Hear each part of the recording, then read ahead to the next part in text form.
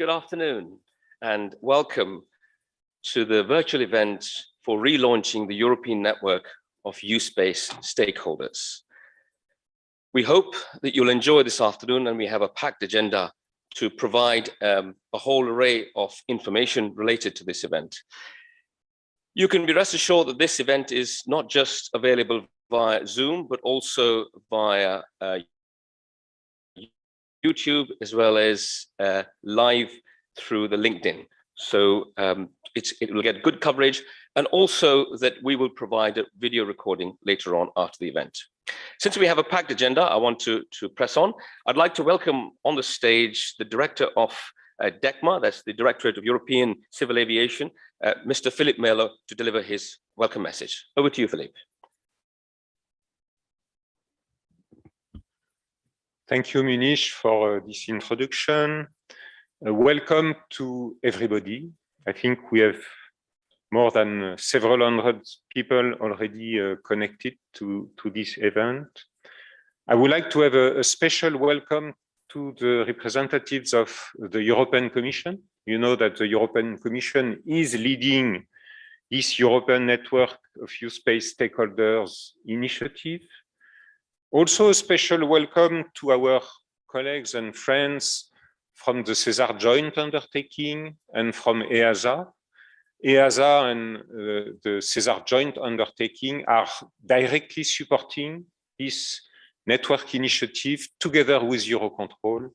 And this is why we are hosting this conference today. We would have preferred to have a real in-person meeting as it was initially planned. But of course, we have all learned how to adapt at very short notice to the new safety measures from the Belgian government. Anyway, this event is nonetheless very important because U-Space activities are quickly ramping up and gaining a lot of momentum presently all over Europe. And in fact, this is what we have noticed during the recent COVID crisis. U-Space is one of the only domains where the level of activities did not slow down. On the contrary, it has accelerated. And so it is very timely to have this event today. It's very timely to reconnect the network in order to enable everybody to catch up on the latest evolution in U-Space. And when I'm saying everybody, I also include ourselves in EUROCONTROL. You know that we are already very much involved in all the different U-Space activities, in all the different phases of the life cycle of U-Space implementation. And this is what is presented on this single slide that I intend to use. So we are involved in the research and development field through our contribution to the SESAR joint undertaking. And for example, we are leading the Chorus project, where we are trying to finalize realistic operational concept for U-Space and for drone. We are also involved in the support to regulation with a very tight and very positive cooperation with EASA. And for example, we are developing together available means of compliance and guidance material to support the implementation of the new U-Space regulation that is about to enter into force beginning of next year in 2023, so very soon. Today, we also have a very strong demand by all our member states to support them in the implementation of their U-Space project. There is a lot of question about how is it possible to accelerate and speed up the implementation of U-Space areas all over Europe.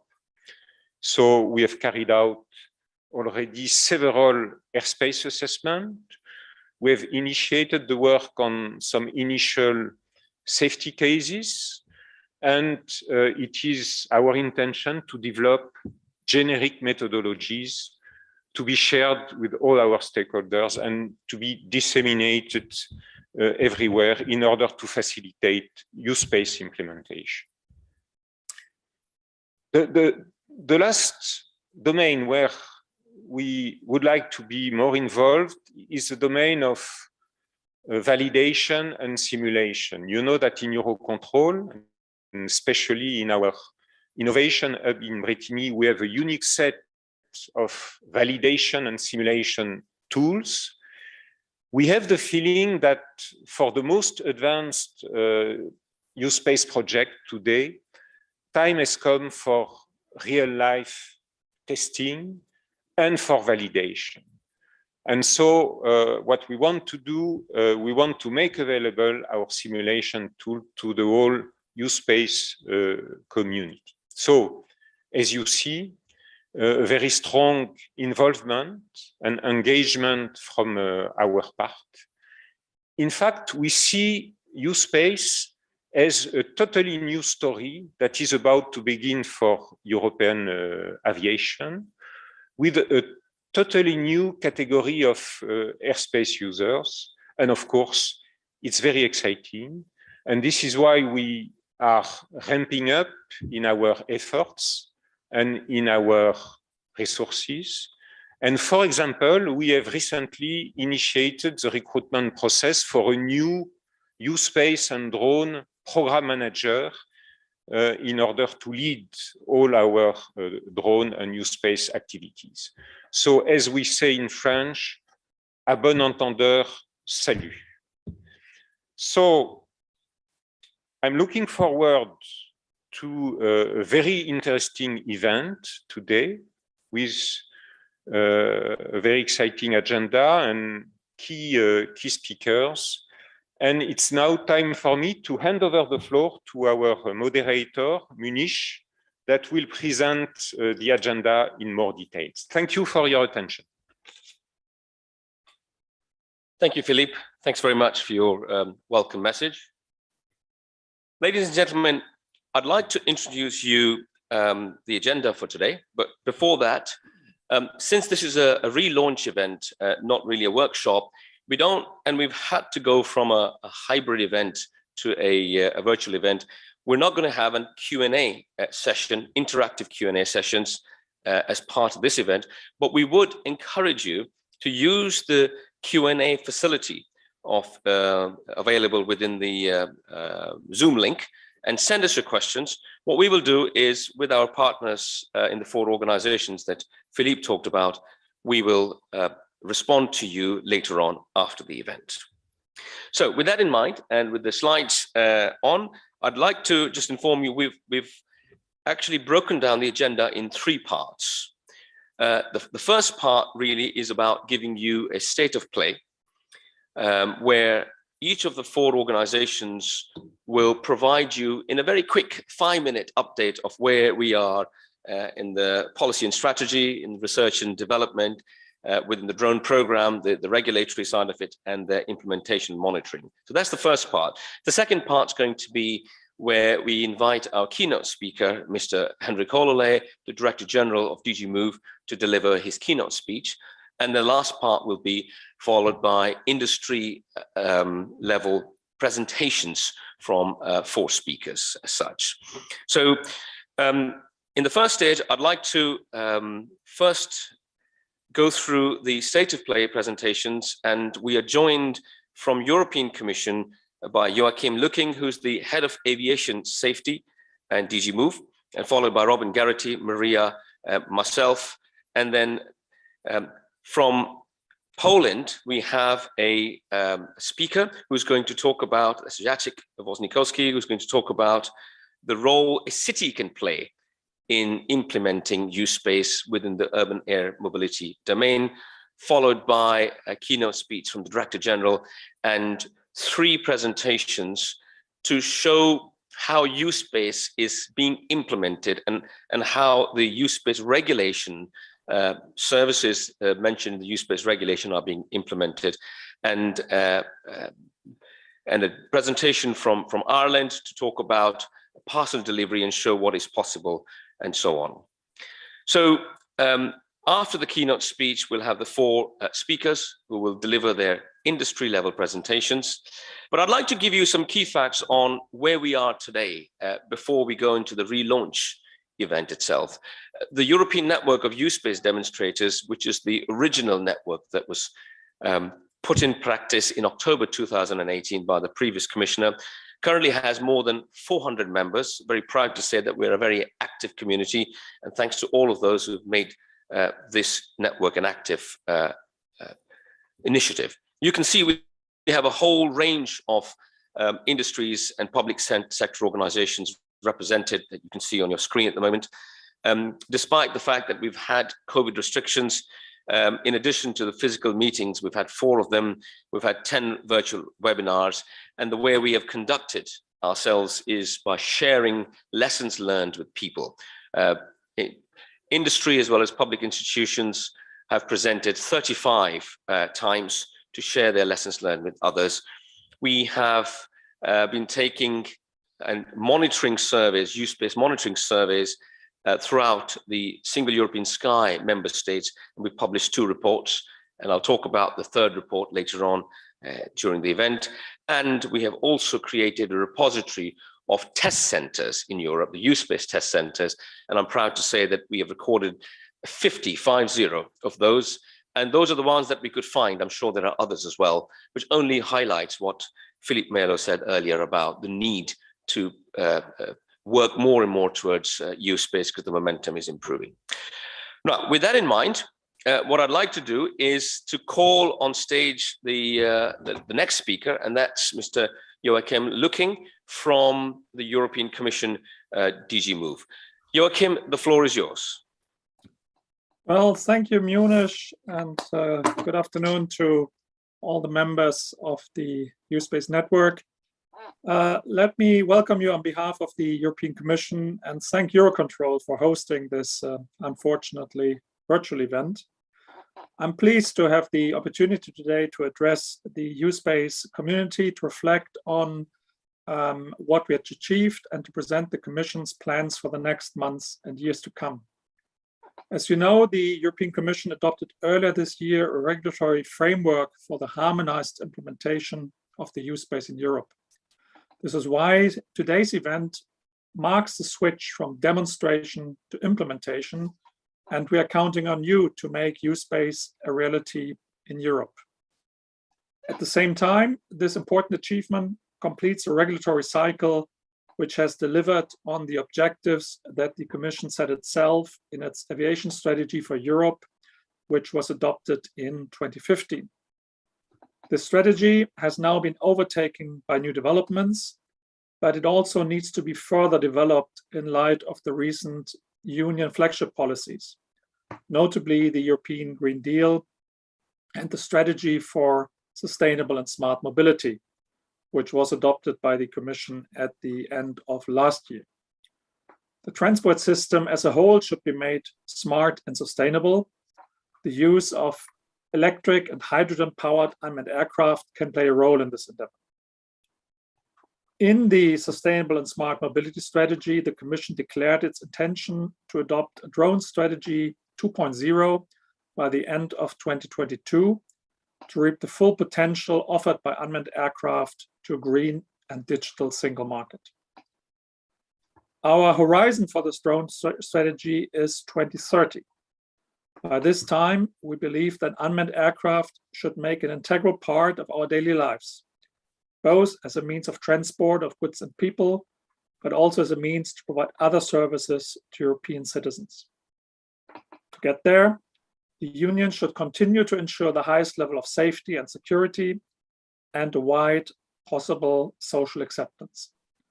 At the same time, we need to provide a sustainable, innovative, cost-efficient and market-led business environment for an ambitious development and take-up of new drone services.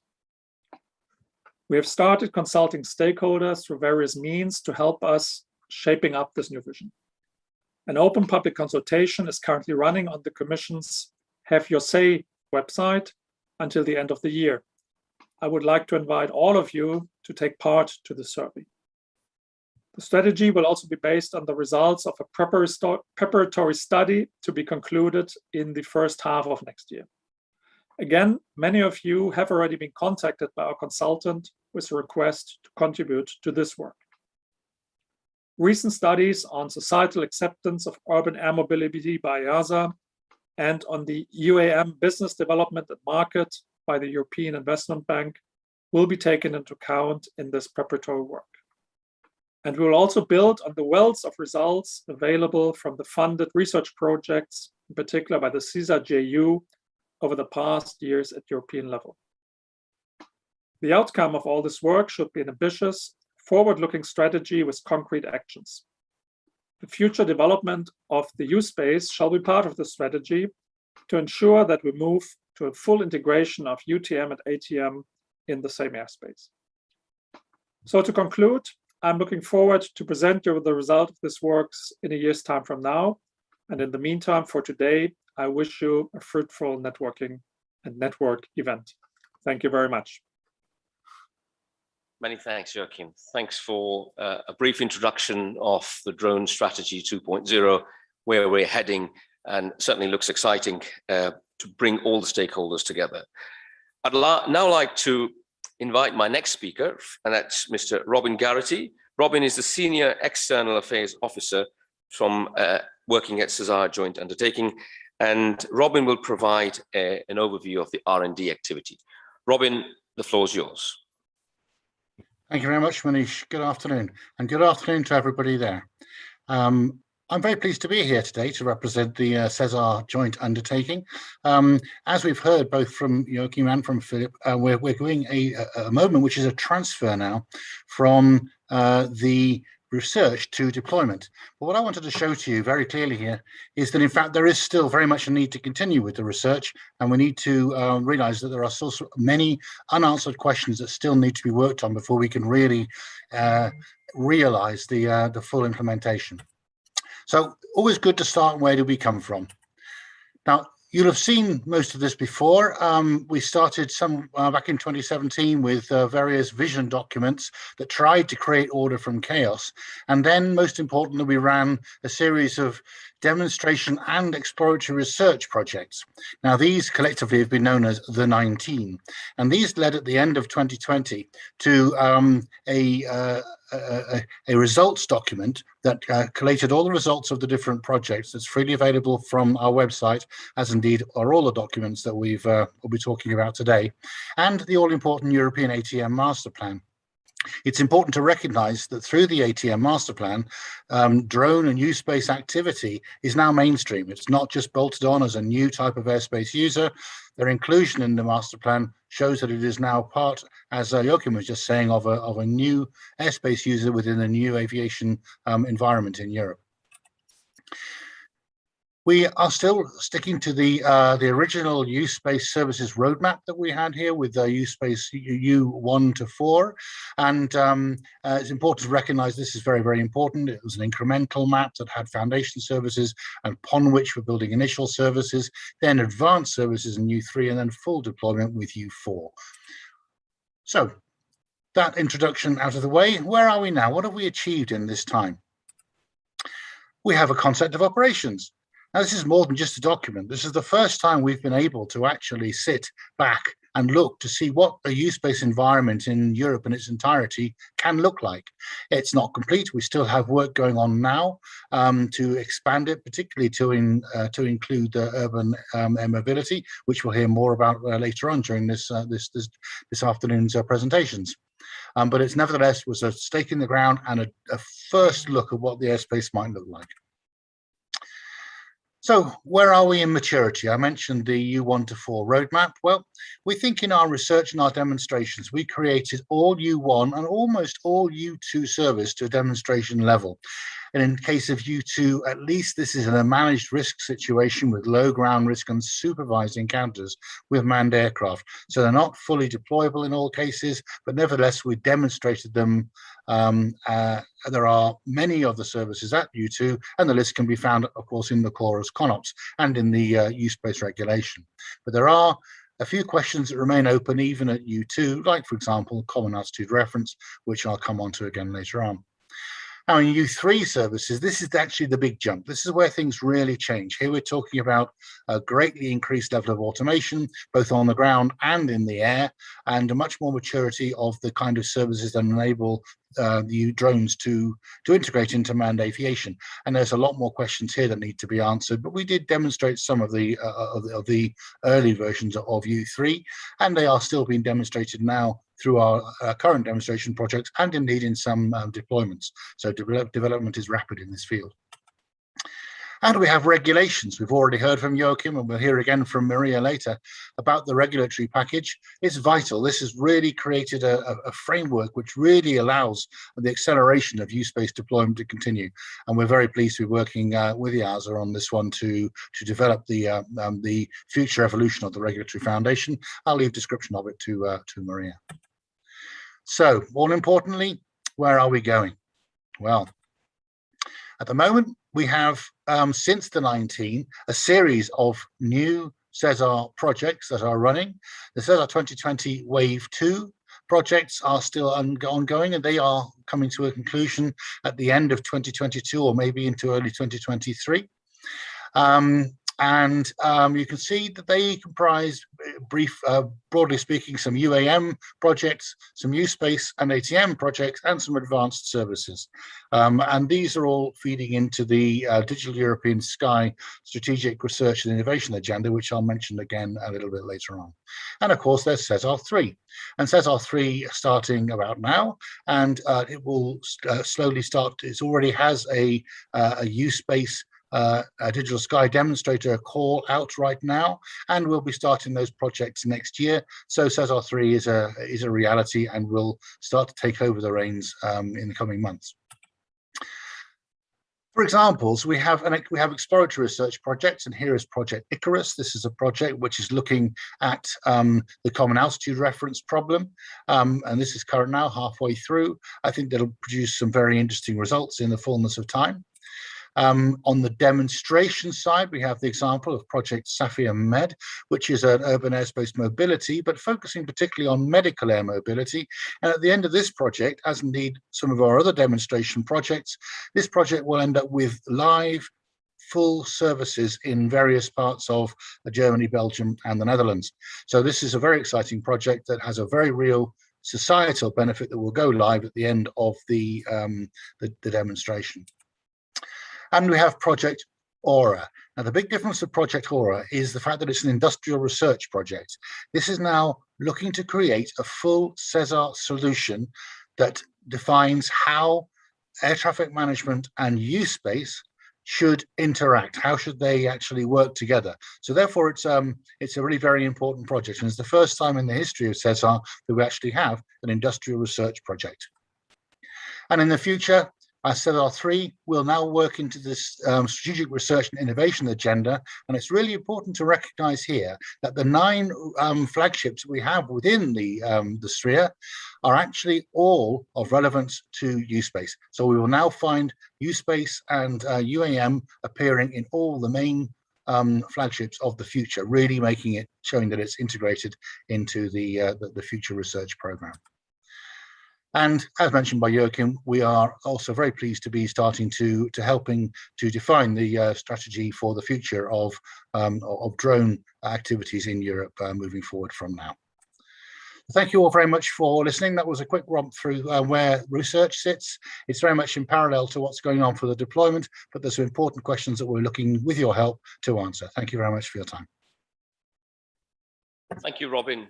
Thanks for providing an overview of where we've come from, where we are, and where we're going. Very exciting. And I think what we will find, ladies and gentlemen, in the presentations from the industry that you will see later on, you will be able to see some of the parallels with the research that Robin has just talked about that's taking place, one of which is the ATM use space integration that you will see later on. With that, I'd like to invite the next speaker, also member of our support cell that manages the network, and that's Maria Alga Ruiz. Maria is the drone program manager at EASA. So Maria, the floor is yours. Thank you very much, Munish, and thank you very much, EUROCONTROL, for hosting the launch event of the relaunch event of going from demonstration of U-Space to implementation of U-Space. For us, this is a very important milestone, and like the other speakers have stated, I would like to echo that this is a pity that we could not meet physically today, and we are here again in a virtual meeting. What I want to present to you today is a little bit where we are in EASA with regard to our drones program. So we are working in full speed. So we have already a regulation, as Joaquin has said. So we have the main drones regulation 947, 945, which entered into force at the beginning of 2021. So we are really working very busy together with the member states and different stakeholders on the implementation of this regulation. Really, this is a hands-on work that we are doing. So we are providing more acceptable means of compliance and guidance material to the member states and to the community to implement, for instance, the approvals, the light UIS certificate approvals, the application of the specific operational risk assessment. We have also prepared acceptable means of compliance and guidance material for the development of the geo zones, so where the drones can fly, what sort of conditions, how to indicate those zones, the common unique digital format that the regulation talks about. So we have started the standardization activities. But the standardization activities here is to support the harmonized implementation of the regulation by the European member states. So this is a sort of monitoring activity on how the member states implement the drone regulation. You may know that also at the beginning of next year is a key milestone, because the existing approvals for drone operators will cease to be valid, and they will need to start to align to the drone regulation. So we are preparing as well for that. We have worked on creating a design verification process for the design reviews of those drones which conduct operations of what is called SAIL 3 and plus. We are conducting a lot of webinars with the national aviation authorities as well as with operators, and we try to support many of the research projects that Robin was talking about, in order to discuss together and to agree on the application of SORA, identification of the SAIL, what sort of, do they need a design verification, how to obtain a SORA approval, and how to obtain approval for the national aviation authorities. As Joaquin indicated before, we have conducted a study on UAM societal acceptance. The reason why we did so is because we are working on developing the requirements for UAM operations, so from the certification or airworthiness requirements of the machines, such as the special condition VTOL, special conditions for the small UAS aircraft, to the so initial airworthiness, continued airworthiness, licensing of the remote pilot or onboard pilot for the manned VTOL, as well as the ATM and U-Space requirements. So in order for us as a regulator to establish what is the acceptable level of safety, or what is the key items that the citizens would like us to address with our actions. So we conducted this UAM societal acceptance study. As a follow-up, we have established what we call a UAM task force, which objectives is to establish an action plan following the key findings for our UAM societal acceptance study, with concrete actions that EASA could take on board to address those concerns if we have not done it in our portfolio of tasks. In terms of U-Space, you know, we have the regulation which is of the 3 package. So the U-Space regulation, as well as the amendments to the common requirements for ATM-ANS and the amendments to the standardized European rules of the air for electronic conspicuity. So we have been working in full speed with the support of many of the colleagues who are in the WebEx today, EUROCONTROL, SESAR, and many of the industry, as well as the member states and the Commission, to develop the acceptable means of compliance and guidance material. So we have a package that is ready to be sent out for consultation, hopefully by the 15th of December. In parallel, we conduct also a feasibility study for the use of mobile technology to support the compliance with electronic conspicuity requirement by manned aircraft in the U-Space aerospace. And we will aim to publish this report together with the acceptable means of compliance and guidance materials, as I said, by the 15th of December, or at the latest by beginning next year. On the open and specific category, we will continue working on developing more acceptable means of compliance and guidance material, in particular to support with references to standards which are available and which we have identified and try and assess that they are fulfilling the requirements of the SORA. So in particular to guide operators to comply with the OSOs. We will also support the further development of the standards for the open category. And we will continue working with the member states to support the implementation of the regulation, and also to give more guidance for the issuance of the light UAS operation certificate. We will continue the standardization activities, and as well as the NAA webinars, because we believe that this is a very new regulation, it's a novel regulation, and still we need to learn all together how to implement the new regulation. For the UAS in the certified category, which means also to support the urban air mobility, we plan to publish a notice of proposed amendments, so the first draft proposals for regulations in Q1 or 2 next year, 2022. So we are working on some full speed and preparing the requirements. This will include the piloted VTOL, with the view that these aircraft once will be also unpiloted, but the first phase they are piloted. And one important thing is also we will publish the first ever prototype technical specifications in the world for design of vertiport.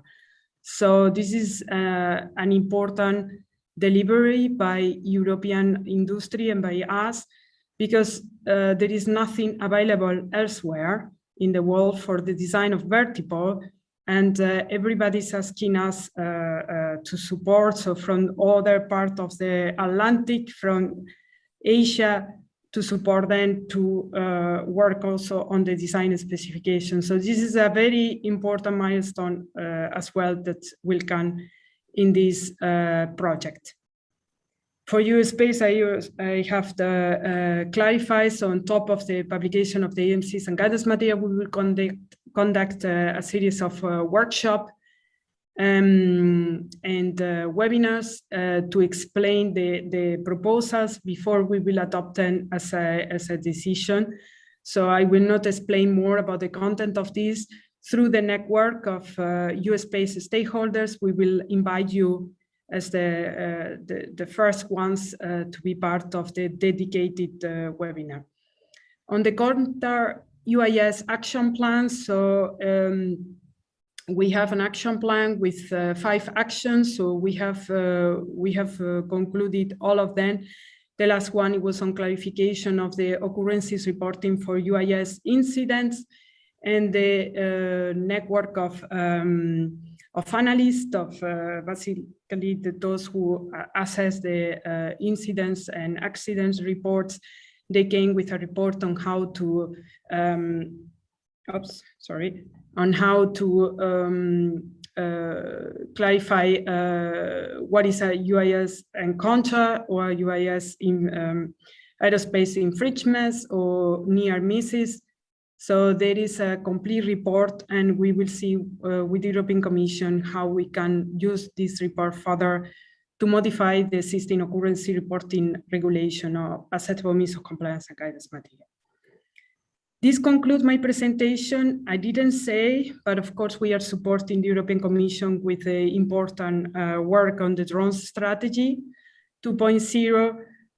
We believe that this is very important for Europe because we have achieved a lot, and we are still, as you see, we are still working in full speed to continue with the regulatory framework. But it is important to have the objectives and to have a plan and a program that materialize what we are aiming all to do. So we fully support this work, and hopefully COVID allow us, but you will soon receive an invitation for the high-level conference on drones that will take place, actually combined, I think Munish will explain you later, with an event of the network of U.S.-based stakeholders, and then the high-level conference that will take place on the 18th and 19th of January, if we are allowed to do that in Amsterdam. If not, hopefully we at least can do that virtually. So hopefully I see you all in January. Thank you very much, Munish, and over to you. Thank you, Maria. Thanks for providing an overview of the regulatory affairs and where we are and where we're heading. I'm sure a lot of us are looking forward to the middle of December to get the acceptable means of compliance and general guidelines as we see going forward. I'd like to give you now a quick overview of where we in EUROCONTROL are contributing to the implementation and monitoring of U-Space within Europe. So what we do at EUROCONTROL is, using our capabilities, we conduct a survey on an annual basis, and so far we've done 2 surveys where we reach out to the Single European Sky member states, and we find out from them the actual status of the various use-based services that are defined in Chorus Project 1, as such, that you see on the x-axis. What you see here, without going into detail, is that this survey was done towards the end of 2019, early 2020, is that there was little green just yet, and that is the completion of what we consider some of the practices, use-based services, primarily in U1, U2, but there was a lot of planning yet to take place, and not much completion just as such. What this tells us is, whilst we have an overview that you see on the screen of where the maturity is for use-based services, we also have a country-by-country view of where the planning is and where they want to move forward. We will be doing another survey to take a snapshot going forward, so we'll be able to compare. But we have seen a change from 2018, which was the first year when we did a survey, to the one that you're looking at now itself. So that's one thing we do, and we publish reports on the EUROCONTROL website and also on the website of the European Network of U-Space Stakeholders. So for all of you, you can go there and you can access these reports.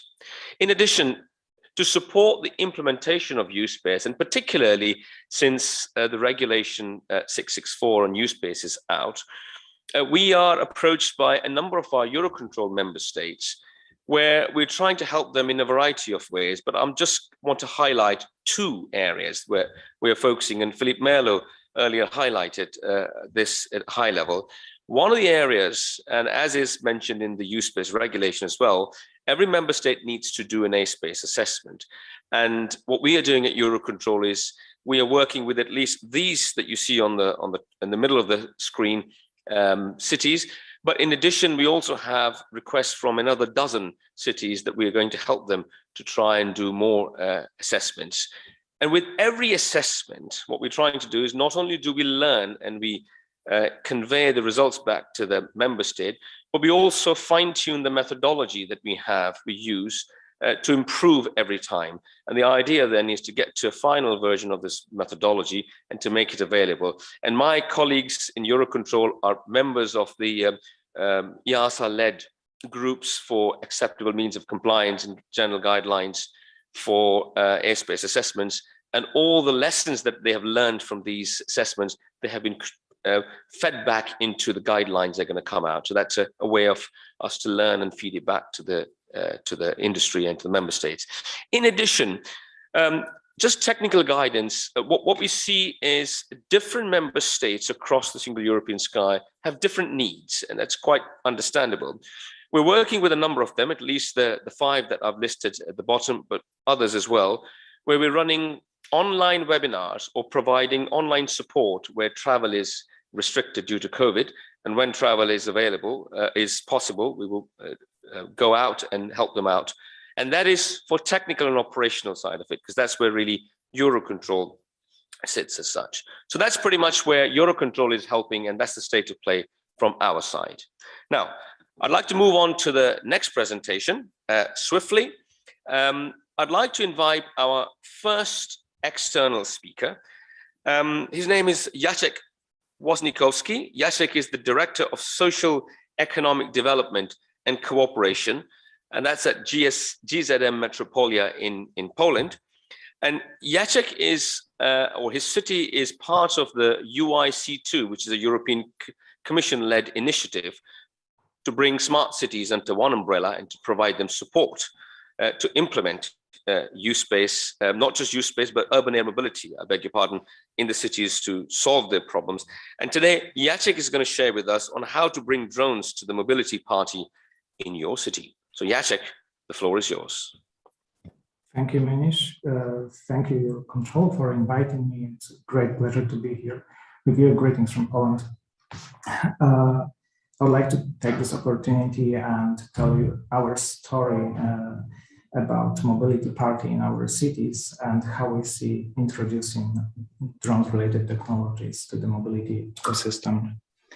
So I have a great honor to represent the initiative of the cities gathered in under UIC2 umbrella. The cities are pushing boundaries and work on drone-related projects to improve the quality of life and boost the potential of the unmanned technologies. The UIC2 was established in 2017. It's gathering dozens of cities, regions, and metropolitan areas from all around Europe and from Asia and North America as well. And thank you, Vasilis, for keeping us alive and keeping us active. So first of all, as the host of the area, no matter if it's ground or sky, we represent the interest of our citizens, and we believe that technology is to serve cities, not the other way around.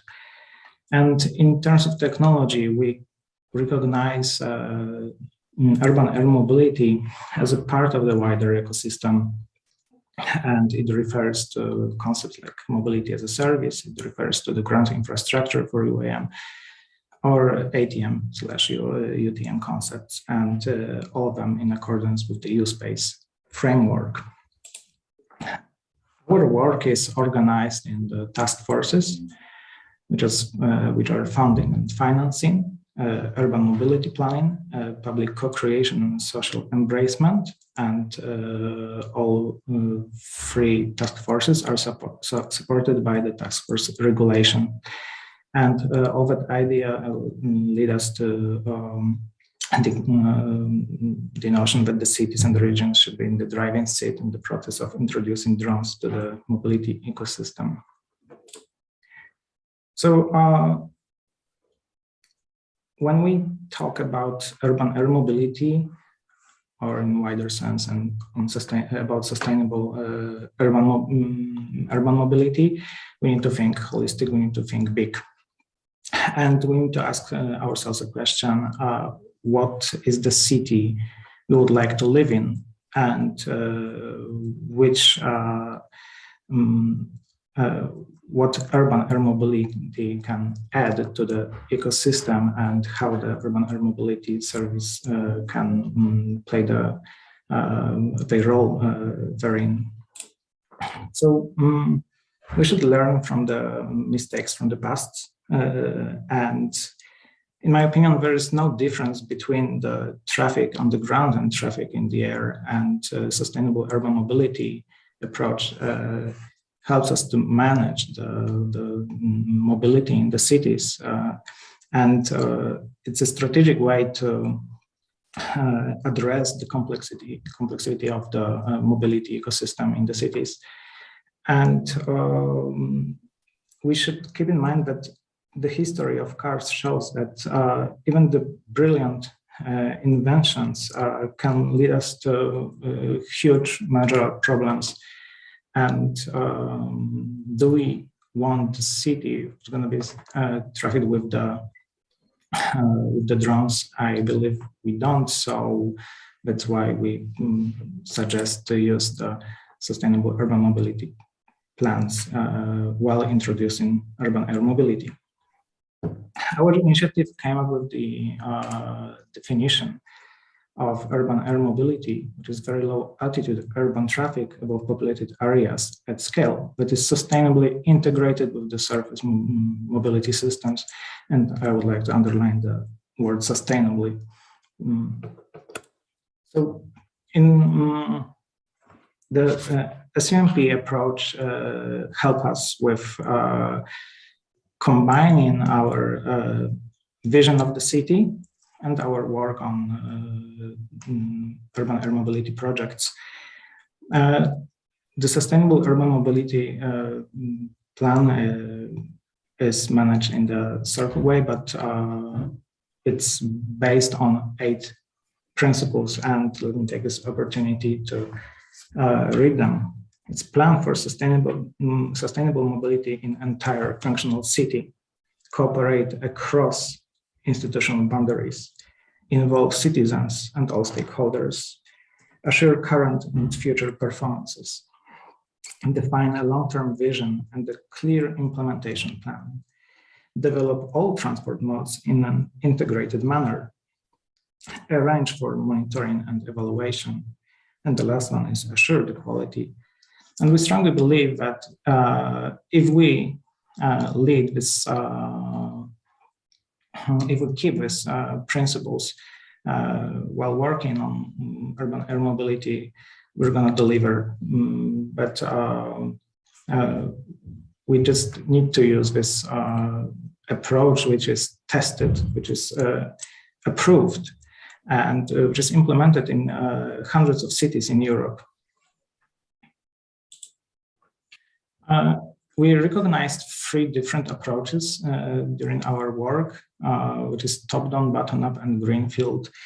And these are approaches of combining urban air mobility and sustainable urban mobility plans.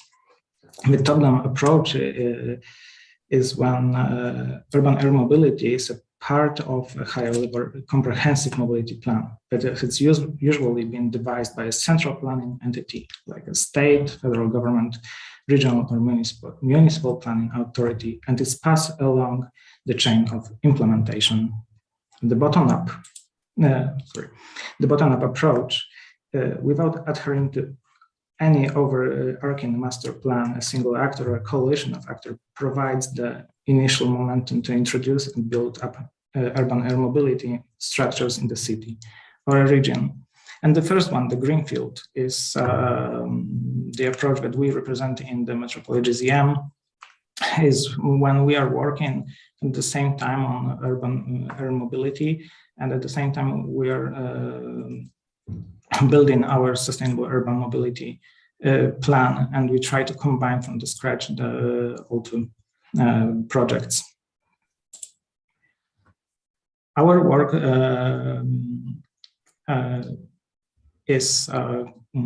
led us to the Sustainable Urban Mobility and UAM Practitioner Briefing, which is the combination of the SUMP principles and SUMP approach and our experiences. And hopefully next year, the document will be released, and it's already got the approval of the DigiMove experts.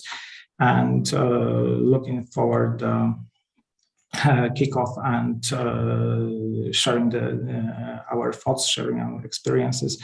And let me take this opportunity to thank all the guys we are working with. It was a really great journey. It takes us a couple months to bring this document. As a UIC2, we signed up the manifesto on multi-level governance of urban sky, which highlights the importance of collaboration with local authorities. This manifesto was signed last year, and it refers to the Article 18F from EU Space Framework, which highlights the local level competences and importance. So let me show you some key takeaways from our work on practitioners briefing. So first of all, aviation expert versus mobility. For planning experts, we would like to have aviation and mobility planning experts on board working together. Multi-stakeholder and multi-level governance approach is an imperative. Importance of citizen and stakeholder involvement. I guess we all seen the results of the surveys this year, and we are aware of the approach of the citizens and their recognition of the urban air mobility. Cities and regions are the best place to define the fundamental characteristic of urban air mobility services to meet their citizens' needs. That's one I like. It's one SUMP to rule them all. So just please remember that urban air mobility is a part of urban mobility and all. And if we can manage to combine it in one document, in one approach, it's going to be all easier for all of us. And if we're talking about mobility party, there's always a dress code at the party, and the SUMP is helping to establish the dress code. So we need to ask, and we ask the urban air mobility ecosystem to respect the party dress code and just to follow it. So the party will be just better if we all respect the rules. Thank you very much. It was a great pleasure sharing with you all of our experiences, and just don't forget to enjoy our work. Thank you so much. Jacek, thank you. Thank you for giving us an overview of what the situation from a city looks like. A lot of the times we talk about what we are doing technically or research or regulatory point of view to provide or represent the supply dimension of a capability. But it's not often, so far at least for the use space, where we hear a lot about the demand side on what is actually needed out there in the cities, as well as in other industries that our external speakers are hopefully going to highlight. And I think certainly from where we are sitting in the support cell of European Network of Use-Based Stakeholders, we take a look at both sides. Where's the demand and where's the supply? Whilst we're working a lot more on the supply side, but I think what we are seeking, and I think that's happening now, which is also hopefully going to be the core part of the presentation from the Director General, which is in the next few minutes, is that more and more people are seeking advice and support on how to implement a digital framework to help alleviate their needs, whether they are in the cities or they are in the enterprise level industries such as the ports, and we will listen to the two speakers from the ports, as well as from the construction industry, or it's from surveillance and maintenance capabilities as well. I'd like to remind people that although we don't have an official Q&A, you are welcome to provide your questions. And so far we can see that there are 3 questions that have been sent out, but please do submit your questions. We've got a few minutes just before we move into the presentation from the Director General. I'd like to use this opportunity now just to set the scene for the next part of our event.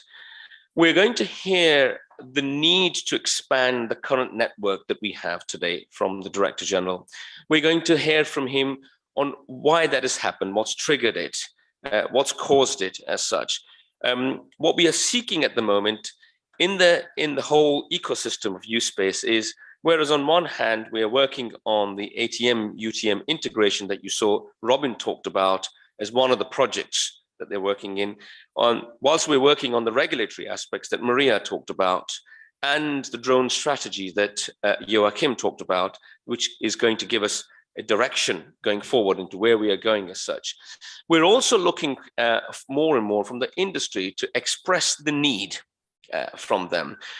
So far, for instance, the European Investment Bank, when they conducted their study recently, highlighted that there are certain industries that are likely to use the drone services and therefore have a need for a digital infrastructure that U-Space provides to them.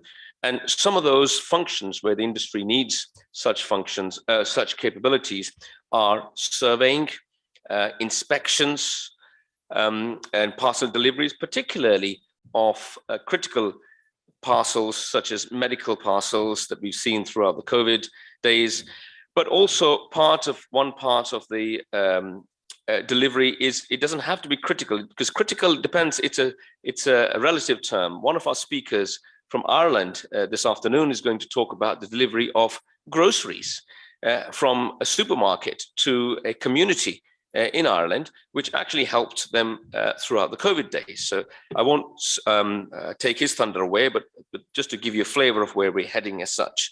And at the same time, the European Investment Bank also highlighted that there's a similar trend that's coming forward. In terms of the business that they see going forward for inspections and surveys and parcel deliveries, the same trend is being noticed not just in Europe, but also in Asia, in North America, and other parts of the world. So there's some sort of harmonious demand that's appearing at the moment. I think we are just beginning to see that demand as we move forward, slowly but surely. But rest assured, for a lot of us, including EASA, SGU, European Commission, and EUROCONTROL, as well as other institutions and the industry, we need to be prepared from the supply side to be able to meet that demand as soon as that comes up as such. With that in mind, what I'd like to do is to set the scene for the next phase of our event. We will have a presentation from our Director General. His name is Mr. Henrik Hololei. I'm sure you know him very well. He's the Director General of DG Move at European Commission. Just to set the scene for where we came from, it was the European Commissioner of Transport, previous European Commissioner of Transport, Ms. Violeta Bulc, that actually started this initiative in October. No picture yet, but now I think we're ready to move forward as such. Now, if Mr. Hololei is online, then I would very much welcome Mr. Hololei to please deliver your keynote speech. Mr. Hololei, the floor is yours.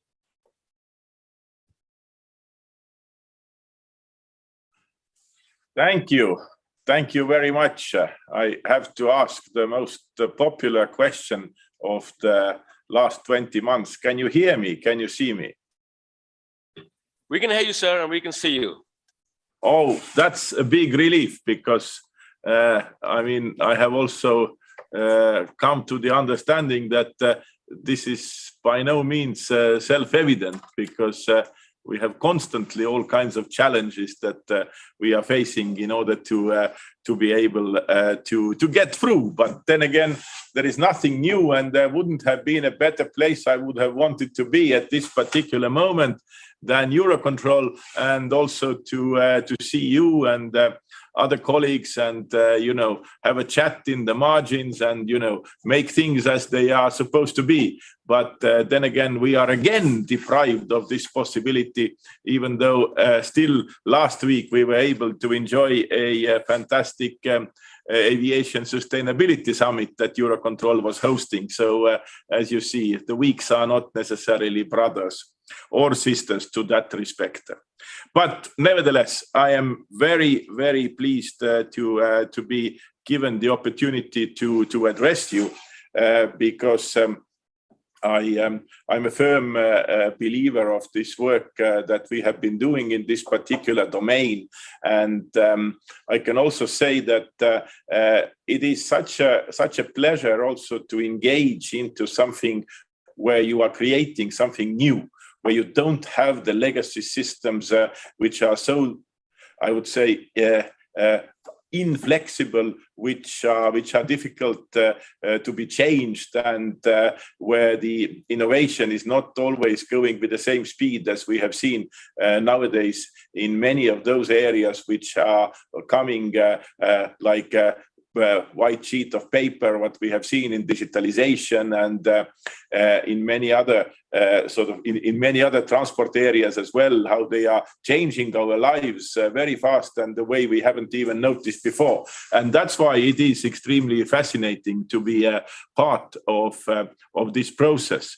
And of course, that makes me to be extremely pleased to be with you today, and also to experience firsthand the transformation of the U-Space network of demonstrators into a network of stakeholders now entirely dedicated to advance the U-Space implementation in Europe. And also for me, I want to see Europe being in the forefront globally. I think to a great extent we are. I think we have created a very, very reliable safety framework, and we have also put down the U-Space framework.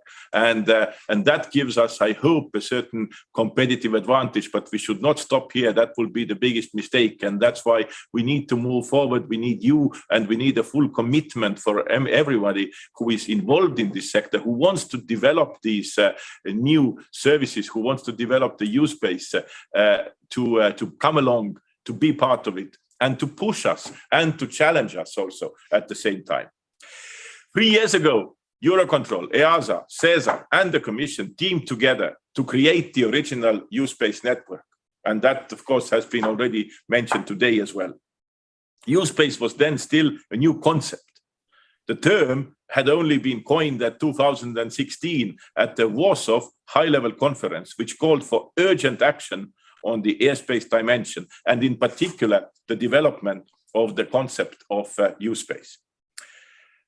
And maybe I pause here for a second, and just to say that when I'm also being asked today, what do you think about, the future of aviation? And of course, we all know that aviation is going to be and has to be more sustainable. It has to move to become a zero-emission industry in the next decades, and of course, more and more smart solutions. Well, this is all, I think, what you expect as a logical answer. But there is also another thing which I have been saying, which is similarly logical, which is that the future of what we are going to see as part of the future of aviation is a very much expanded airspace as we know it. I mean, we have the so-called, I would say, today's classical airspace where the commercial aviation is operating.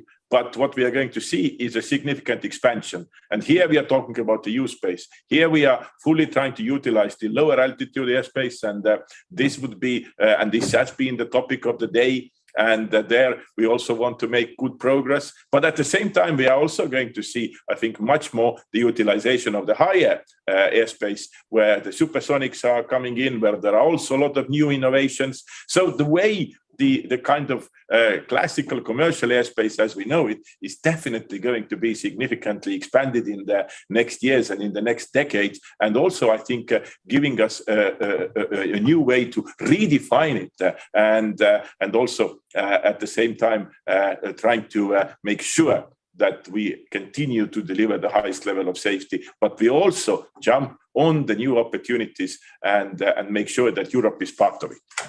So that was just a small pause, and let me just continue to say that in 2016 at the Warsaw High-Level Conference, we heard loud and clear what was expected, and we jumped on that because we saw this is a great opportunity. And here also the Commission and its partners, EUROCONTROL, EASA, SESAR, can make a difference and will make a difference. And we don't need to be a defensive. We are on the offensive. We come with something new and we make it happen. And within a year, the SESAR JU had published a blueprint outlining the proposed vision for U-Space and how it could be rolled out. SESAR also swiftly started a first set of U-Space R&D projects and initiated further demonstrations in the following years. The airspace architecture, what SESAR provided, has been absolutely essential for everything that we have done afterwards. And I want to thank them. I want to thank Florian, who at that time leading SESAR also took that challenge and made it happen. And of course, my very big thanks go to our good friend Marian Marinescu, without whom this might have not ever materialized, because he was also the one pushing for it and giving through the parliament the necessary means to come up with this blueprint.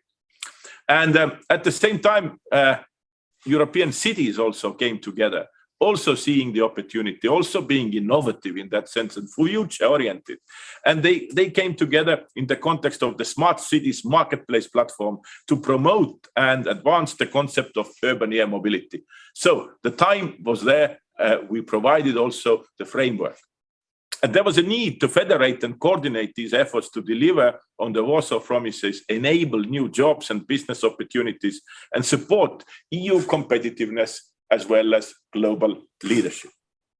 This is why we created first the U-Space network in 2018, uniting all SESAR U-Space projects, all urban air mobility initiative cities, and many more interested stakeholders to accelerate the development of the concept, exchange lessons learned, and facilitate pioneering implementation.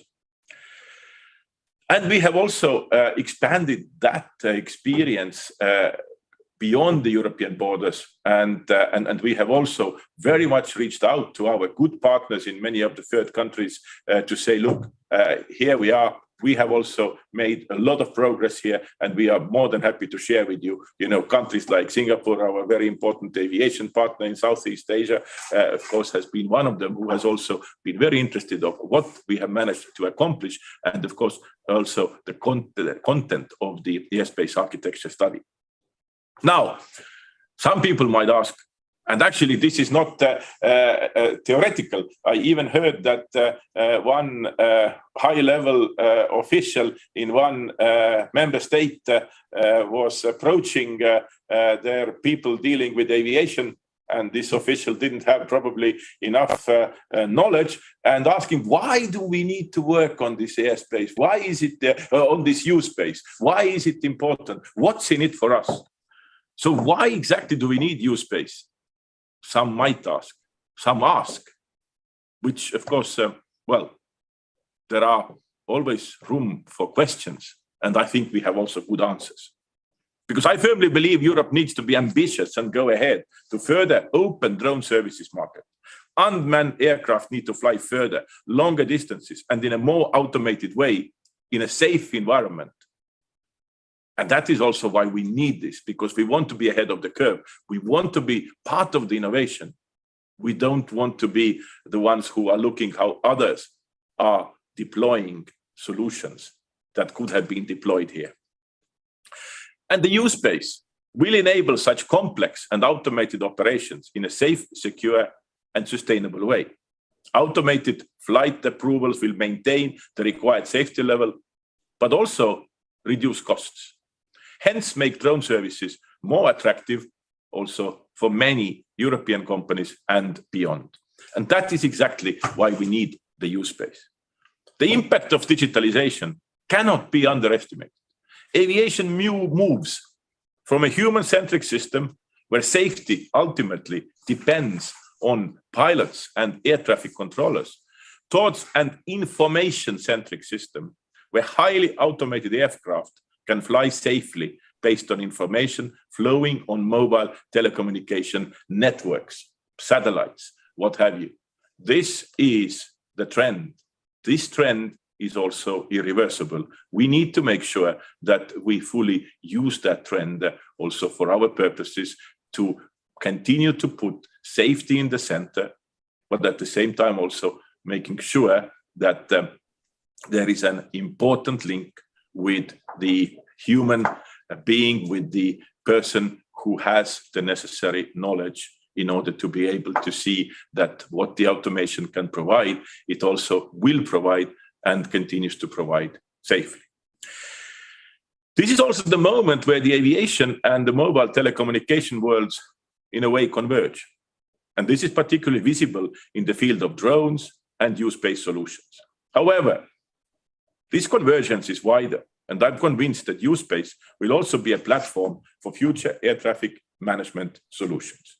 Furthermore, by contributing to the greening and digitalization of aviation, U-Space is an important element of the Commission strategy for the sustainable and smart mobility, the strategy which should accelerate the transition and make sure that the transport and mobility sector will deliver the necessary 90% reduction of its greenhouse gas emissions by 2050, so that we will deliver on the Green Deal and we will also make Europe the carbon neutral continent by that time. Implementation service conducted 2019 and 2020 in the context of network already showed steady progress in the implementation of pioneer U-Space projects across Europe. This is good news. But they also show the heterogeneous approach to U-Space development, deployment, highlighting the urgent need for a harmonization framework to support the free movement of U-Space operators and service providers across EU. Interoperability is key. The beauty and the added value of European single market is only used to the full potential when interoperability, equal treatment, and the scale effect is guaranteed throughout the 27 member states. We need competition in service provision and not doing the same old thing in the new context. We need to keep that market open, and we need to also invite the new entrants to enter this market in order to disrupt, but also in order to bring in new ways of working, in order to bring in more digital solutions, and in order to bring in the drive for modernization and transition. This is essential. We should not leave anybody out. We should not put up barriers, but we should make sure that the new entrants will also be playing a significant role, because only then we can start from the clean sheet, and only then we can deliver what we expect. The Commission has, with the support of EASA, member states and the industry experts, developed a high-level regulatory framework. The aim was to kickstart a harmonized drone traffic management in Europe, to support the scaling up of the beyond visual line of sight operations, and to establish a competitive and cost-effective U-Space and drone services market.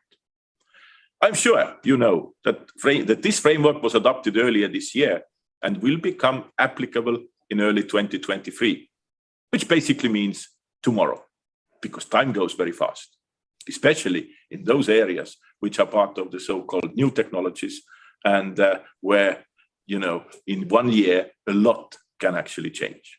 So here we are.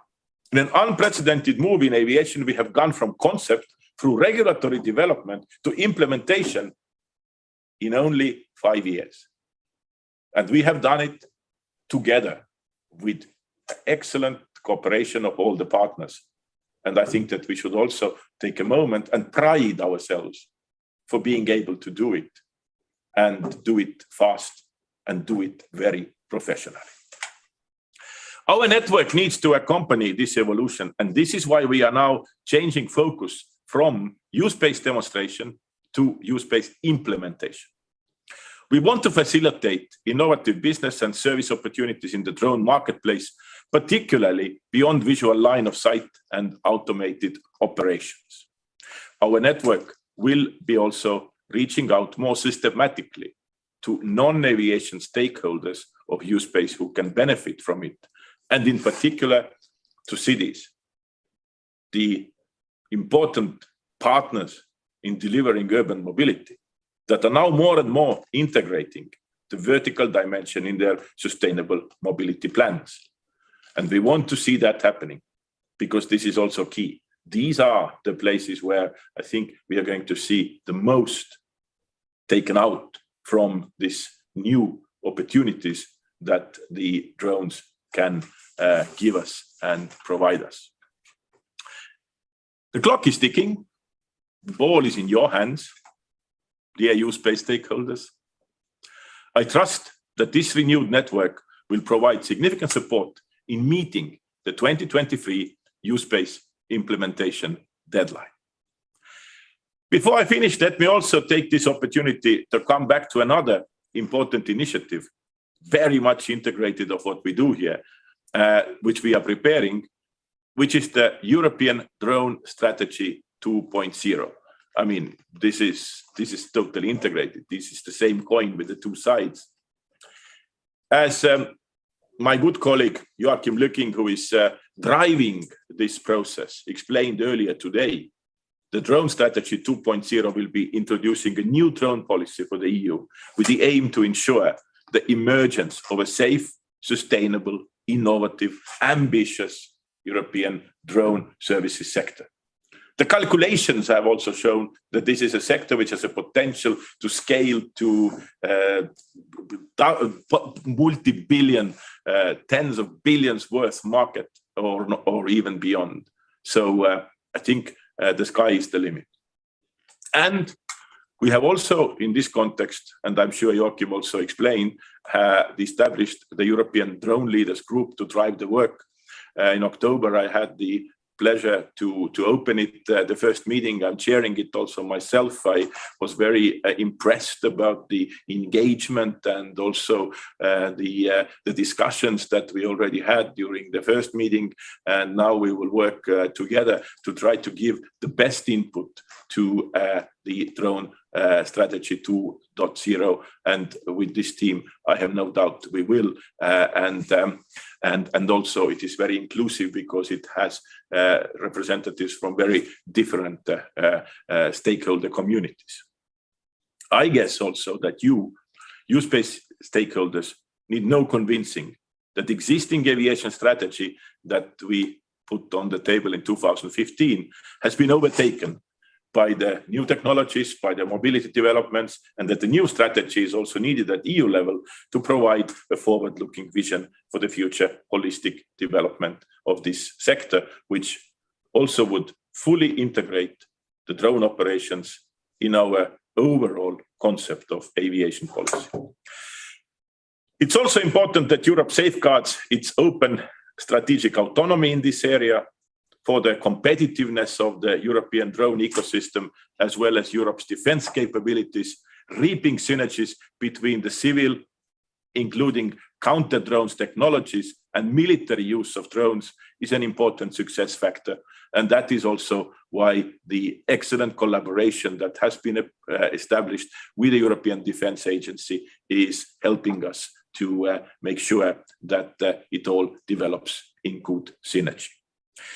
This network that you are part of use-based stakeholders, is an ideal sounding board in this context. I trust that I can also count on your support on this important initiative and your participation in related consultations, your proactive participation, and also your good collaboration with all of the team in DigiMove, but also with our very close partners of EUROCONTROL, EASA, and SESAR, who play a key role. So, last but not least, let me just say that, let me just conclude by wishing a buzzing and productive life to the European network of U-Space stakeholders.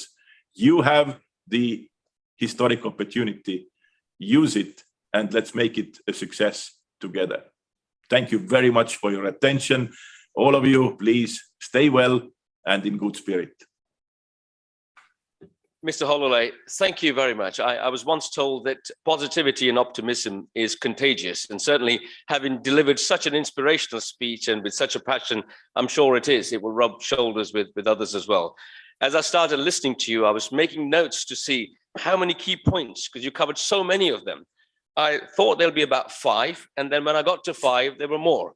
So I think I'd like to do a quick summary of what you highlighted are actually top 10 points that I've made in my book. So just very quickly, you've highlighted the need to keep safety first. I think everyone will agree throughout this stakeholder community, whatever we do, safety comes first, no doubt, led from the top at DG Move, no doubt.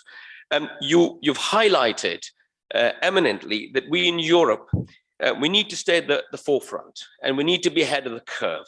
So there's no time to wait. The time is to continue moving on and heading forward.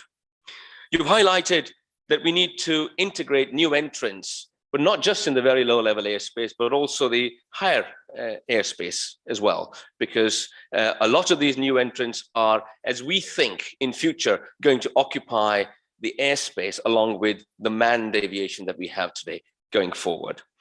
You highlighted, and I think many times you highlighted the collaboration that we need to have, not just within Europe, but also with our international partners, specifically highlighting, no doubt, Singapore, but also our friends in the United States and so on and so forth. But at the same time, you also highlighted the collaboration with other industries, such as the mobile phone industry and other industries where U-Space is going to work with. And I think that's an ideal opportunity for cross-fertilization of what the capabilities and the benefits other industries bring to us. And really from aviation community standing here at EUROCONTROL, that also presents ourselves with the challenge that for the first time in the aviation community, we have to start working to provide services with other non-aviation partners. And that's an exciting time, really an exciting time forward. You highlighted and cautioned us that we have a new ecosystem going forward and that we must stay flexible and not be rigid and just stay with the legacy systems, but look at continuous evolution as such. You highlighted many times the need to have a competitive service market across Europe.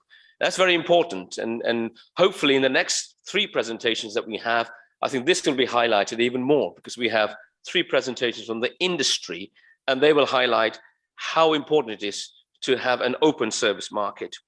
I think you highlighted very prominently the role cities are going to play. And thanks for that, no doubt. We see more and more, a lot of the cities are becoming prominent in implementing solutions with drones and where U-Space helps them as such. And no doubt the collaboration with the European Defence Agency, hence our military partners. And last but not least, you highlighted the strategic initiative of the European drone strategy that the European Commission DG Move is leading.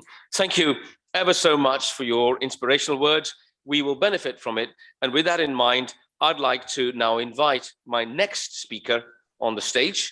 This is the first one of our 3 industry presentations. The first speaker, in fact, it's a double act.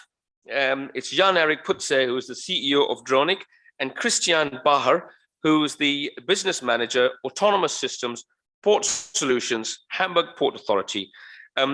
Jan-Erik and Christian are going to highlight and talk about the U-Space sandbox in Hamburg, and they're going to talk about what they've done from conception to execution, and also highlight where they've been able to implement the U-Space, the mandatory services of U-Space regulation that was released in April of this year. So I give the floor to you, Jan-Erik. The floor is yours now. Yeah, thank you very much, Munish, and also thank you very much, Mr. Hololei, for that very impulsive speech. I feel really now powerful of what we do even more.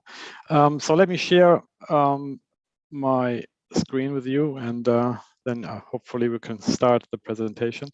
Why you might wonder yourself why I was splitting this presentation into two parts. I think it's actually pretty easy because we think it's very essential that you have, let's say, kind of a use space on one hand, and of course, someone who is flying in that use space. And that's why we think that we present you some lessons learned from our sandbox project in Hamburg together with the Hamburg Port Authority, who were also part of that project, and they were flying in that use space. But before I start, I would like to show you a very short video of how we think, or how Dronic thinks use space should look, and what we think what is very important in use space. So just a couple 50 seconds, I guess. I think it's you can just watch that movie pretty quick. 3, 2, 1, liftoff. Our technology turns a toy into a tool. One that integrates itself, that moves freely because it's controlled by a central system. Constantly connected, at every place, from every location. It collects valuable data, detects dangers, prioritizes the safety of others. Our technology takes digitization into the third dimension. Welcome to the future.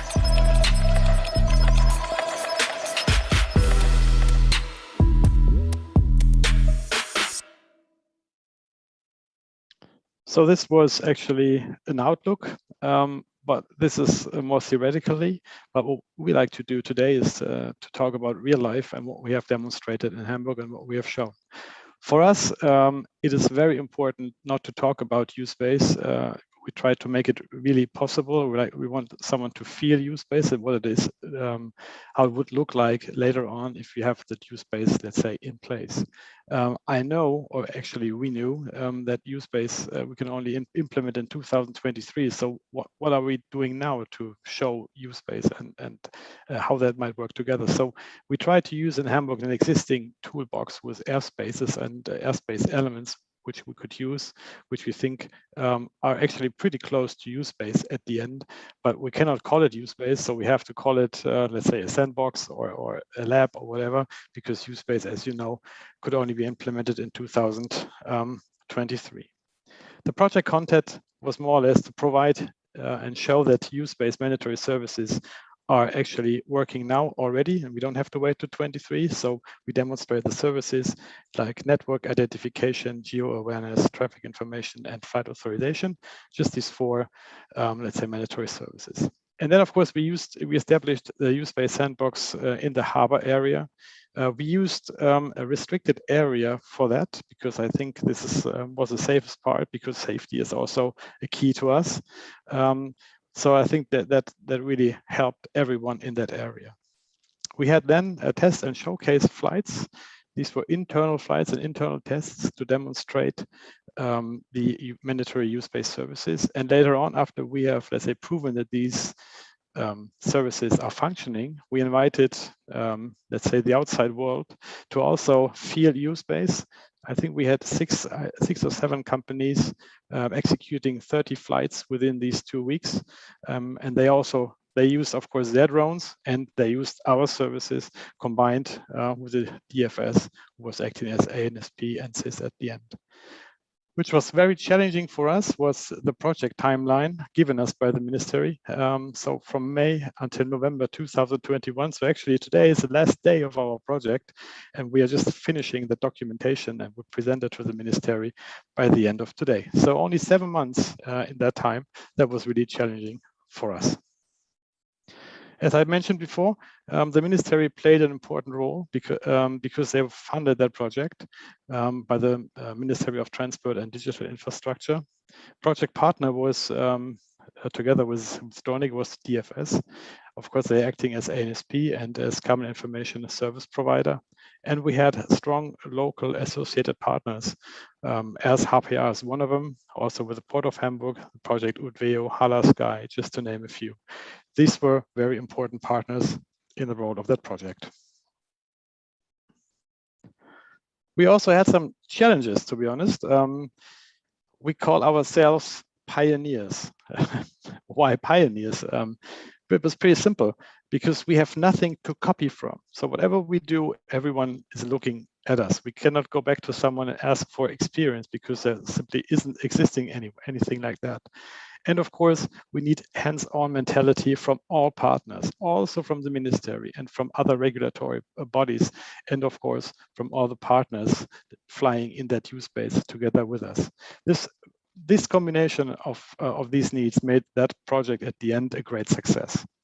And what we also would like to do, simulate the future with today's tools. As I mentioned before, we used the EDR, for example, to use that. And we thought at the very beginning, and these were some challenges we really underestimated, we have a highly complex area. We choose, actually, that place was chosen by the ministry. So we had to use the Port of Hamburg. First of all, I thought, great, a port, this is good. No one is living over there. Everyone is wearing helmets and safety shoes. So in case something happens, they're more or less secure. But this was definitely not right.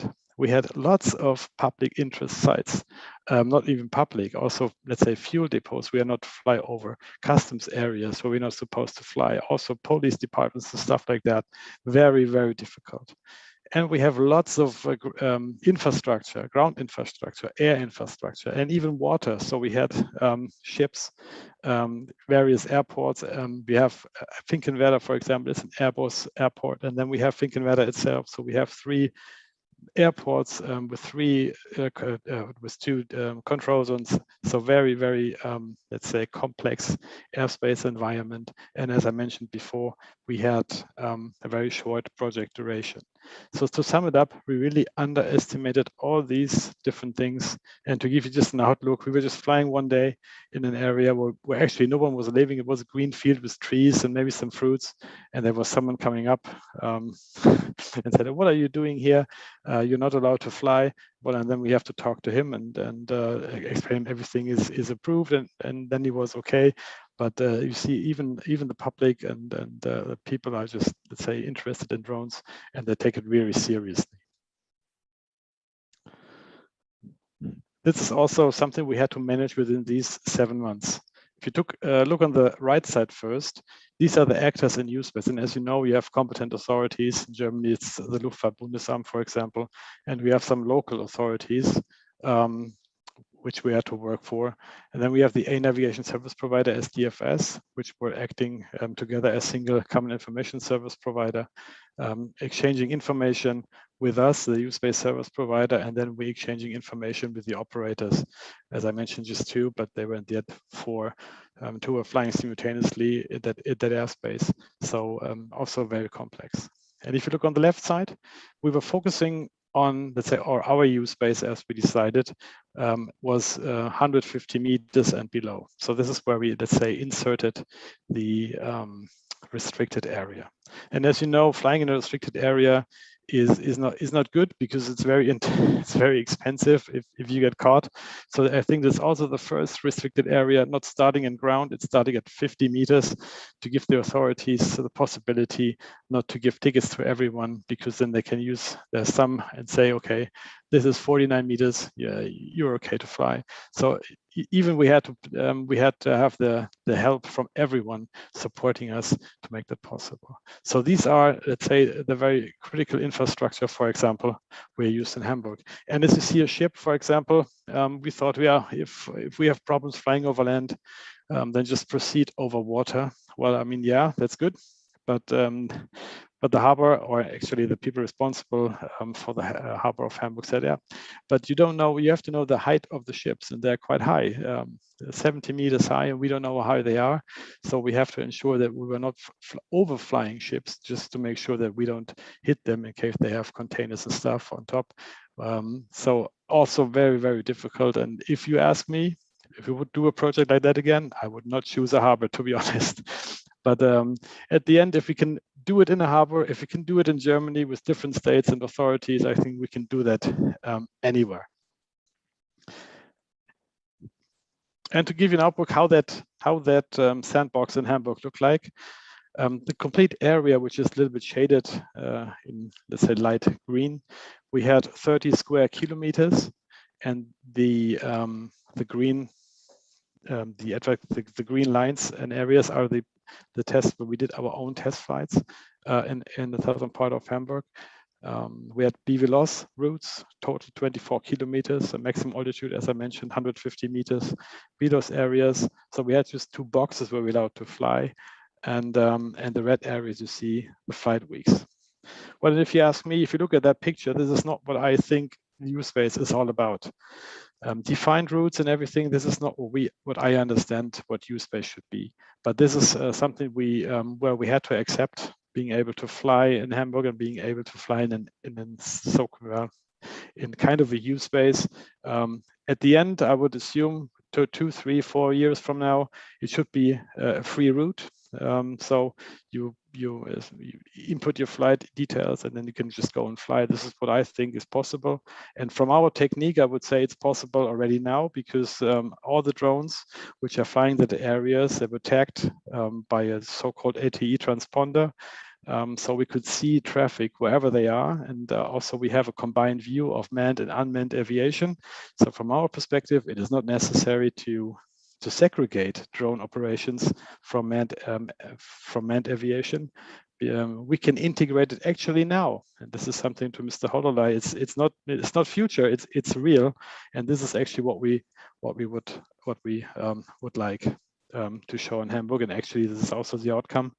From our perspective, U-Space is possible, and in Hamburg it was becoming real. And I would like to hand over to Christian, and he will give you some more insights about the port of Hamburg. Christian, should I start right away? Yes, thank you, Jan-Erik, and thank you for having us and presenting our project and participate on all the information that have been given so far. As Jan-Erik already said, it's a complex infrastructure here to give you a better understanding of the dimension and the complexity. I would like to show you a short movie. Jan-Erik, if you could start.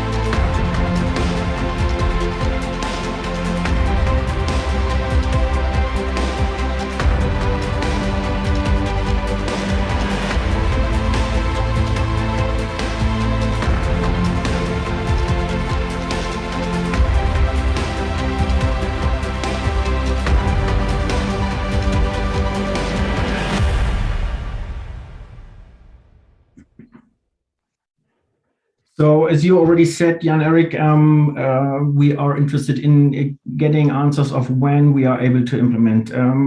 We have the strong belief in different use case environments and the potential of using VLOS or BVLOS or automated system projects, not products. So we are back in 2018. We started in the environments of the building inspection, marketing, and also we're doing in our catastrophic prevention units.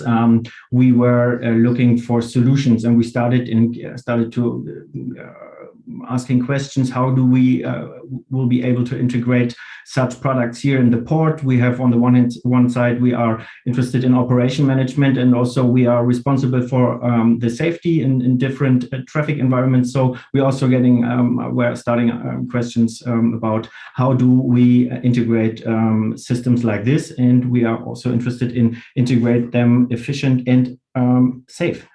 We start, Yannick, if you please could start the next slide. We start with different systems here, and this was how we first met the Dronic and also the DFS. We're also the partner, let's say, in crime, where we focused our questions, or where we faced our questions. We work with different systems here for VLOS, a BVLOS system, from long-range systems, VTOLs, to classic multi-copter systems.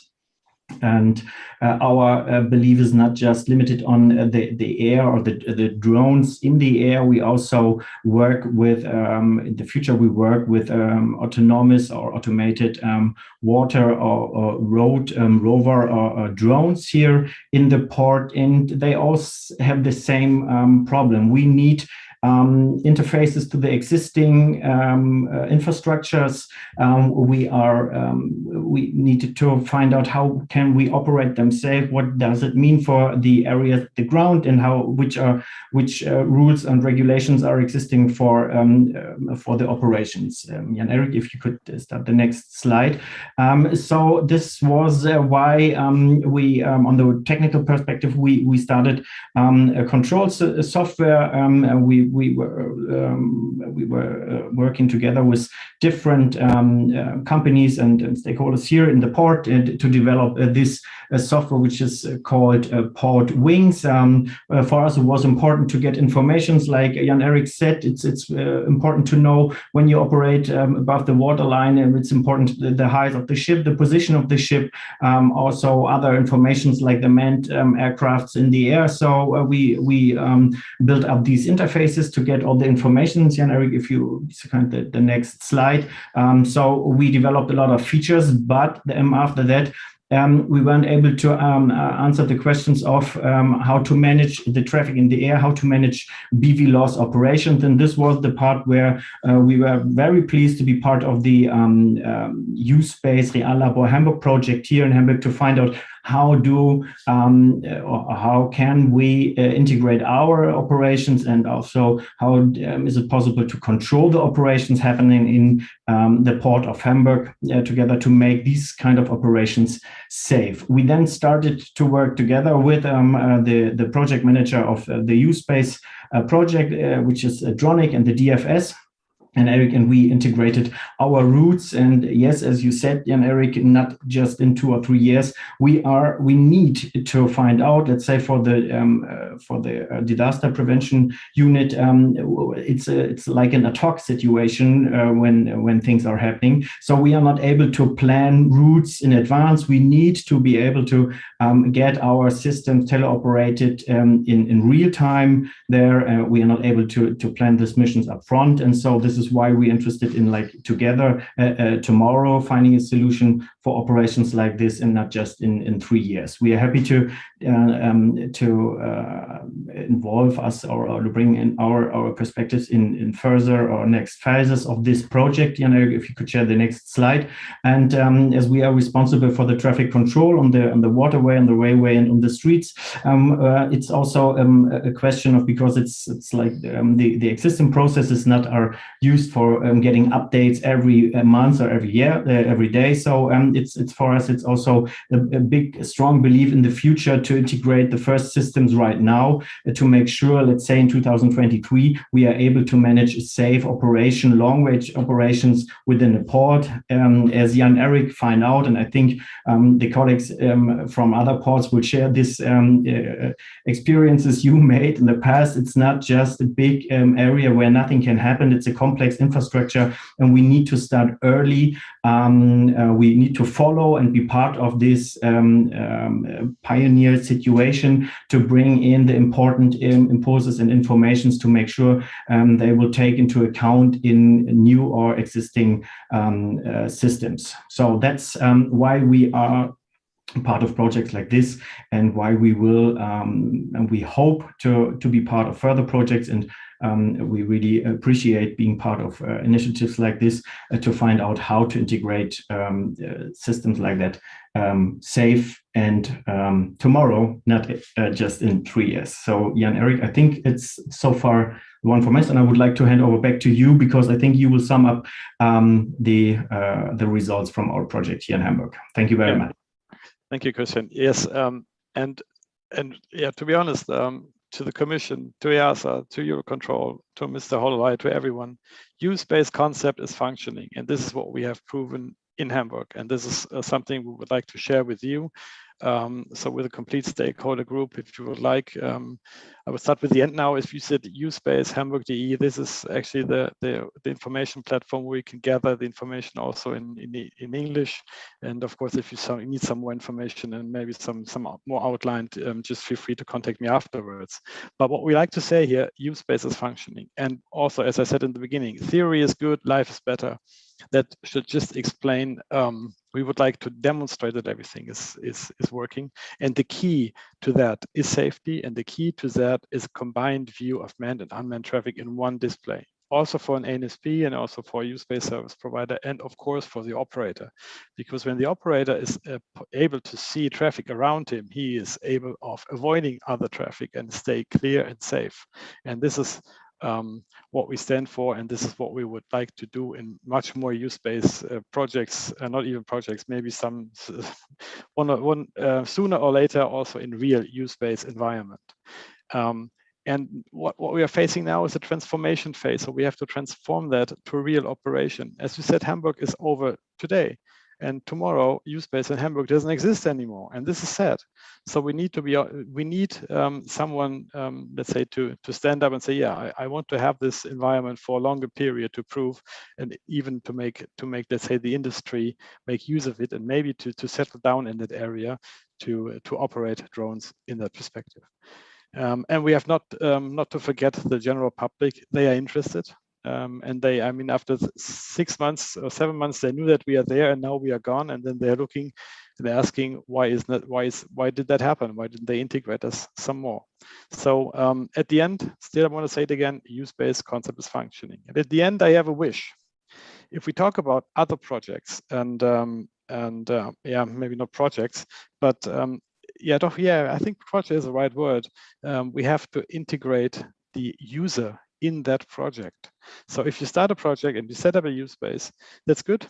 But of course, you need the industry behind it, who is willing at the end to extend the project for the real use of that use space. And I know we have SESAR 3 now, and I'm really hoping that we combine projects together with the industry to reach that goal, to transform use-based labs into real life. And as Philippe said, show that it's running, and Mr. Hololei said transformation. So we have everything demonstrated in Hamburg, also together with HPR and other partners. And yeah, we are really happy and let's say thankful that we had the opportunity to share that project with you. And yeah, so thank you very much for your thank you, thank you, Jan-Erik, for your hearing. And thank you, Christian. Thank you for sharing your lessons learned with our members. Because we're running out of time, I'm going to move quickly to the next speaker. That's perfectly all right. Our next speaker is Bob Spanoch from Port of Antwerp, and Bob is the Innovation Platform Manager. We've just heard from the other two gentlemen on what they did at the Port of Hamburg. Now it's an opportunity for us to see how Port of Antwerp has integrated the drone management into their system. So Bob, the stage is yours. Over to you. Thank you.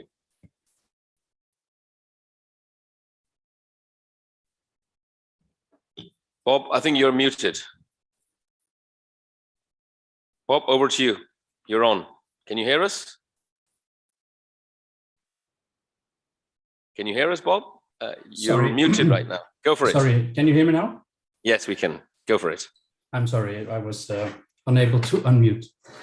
Thank you, Manish, and especially thank you to give us the opportunity to give insight on our initiatives concerning drone operations in our port ecosystem. As an introduction, I will show you a short movie with an overview of what we did the last 12 months and especially what our future plans are. So.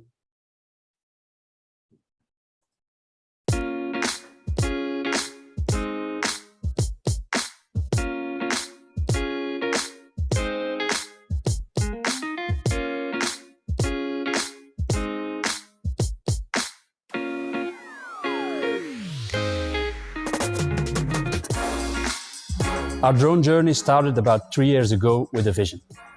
In this vision, we saw a network of autonomous drones doing beyond visual line of sight flights several times a day above the port area, collecting data and generating alerts. And in that way, we could get a better overview of our situational awareness in the port. In 2019, we had the opportunity to be part of the EU project SAFIR. The goal of this project was to have simultaneous beyond visual line of sight flights above a complex industrial site like the port of Antwerp. The project was successful because stakeholders from different industries were involved, such as the government, the business partners, and the tech providers. Based on the lessons learned, at the end of 2020, we decided to make a drone roadmap for the next 3 years. The roadmap consists of 4 domains: our role as a regulator, our role as an operator, cooperation with the safety partners, and finally, our innovation platform. In our role of regulator, Europe mandated us to be GeoZone manager. In the role of GeoZone manager, we are responsible to coordinate safe drone flights above the port area. To fulfill our role as a GeoZone manager in a professional way, we implemented, as first port in the world, an unmanned traffic management system. We realized this together with our partner, Unifly. In this digital and fully automated platform, drone operators have the possibility to request permissions for flights in the port area. As a port authority, the UTM platform allows us to coordinate these different flights in a more safe and efficient way.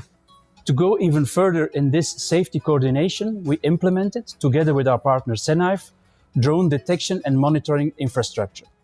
This allows us to get a real-time view of drone traffic in and above the port area.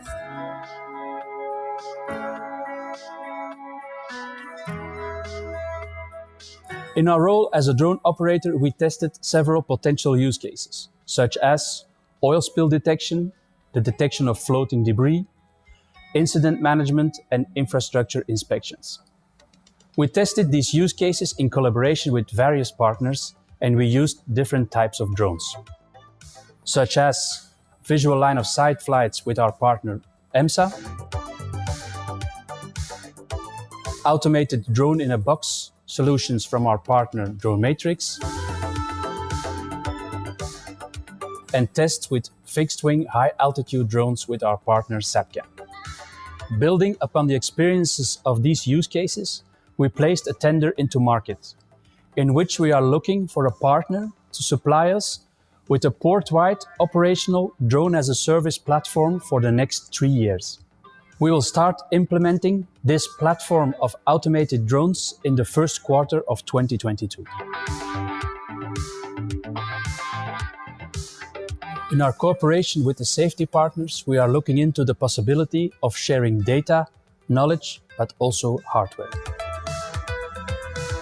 Together, we tested several use cases in the domain of incident management, such as man overboard, an industrial fire, and the rescue of a person in need on top of a windmill.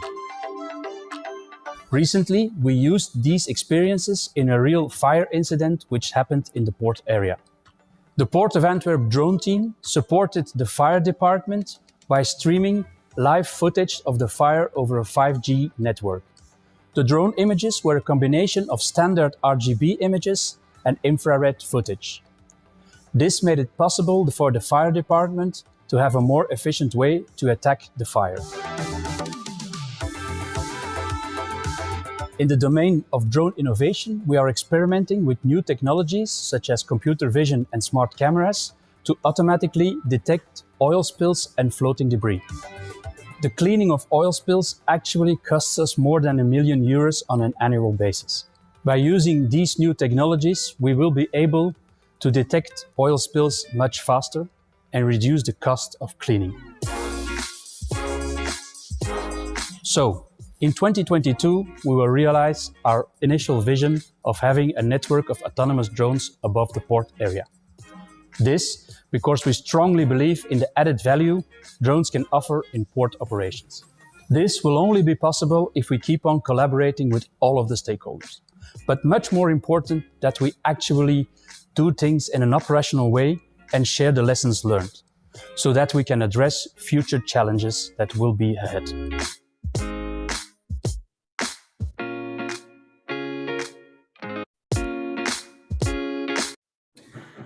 So this was a short introduction what we did and what we are planning to do. And now I go into a little bit more detail on the 4 domains concerning our roadmap. As a geozone manager, it's important to give you a first insight of what is the geozone in the Port of Antwerp all about. Well, you see it here. It's a large area. It's about 120 square kilometers of port area. It's the second largest seaport in Europe. It's not a competition with Hamburg, but it is just the second largest seaport in Europe. There are more than 900 companies in the port area. A lot of sea-going vessels and a lot of inland vessels are there. The complexity of drones above ships is a real complex thing. We are the second largest chemical hub in the world, so there is a lot of CDSO industry, Artex industry in the port. There are more than 60 windmills.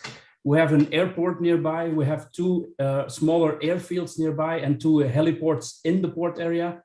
There is a nuclear plant near the port, and a lot of high tension lines, and not to forget a lot of nature reserves. And as Jan Erik said, well, probably this is the most complex environment to have air activity or drone activity, but is also a challenging one.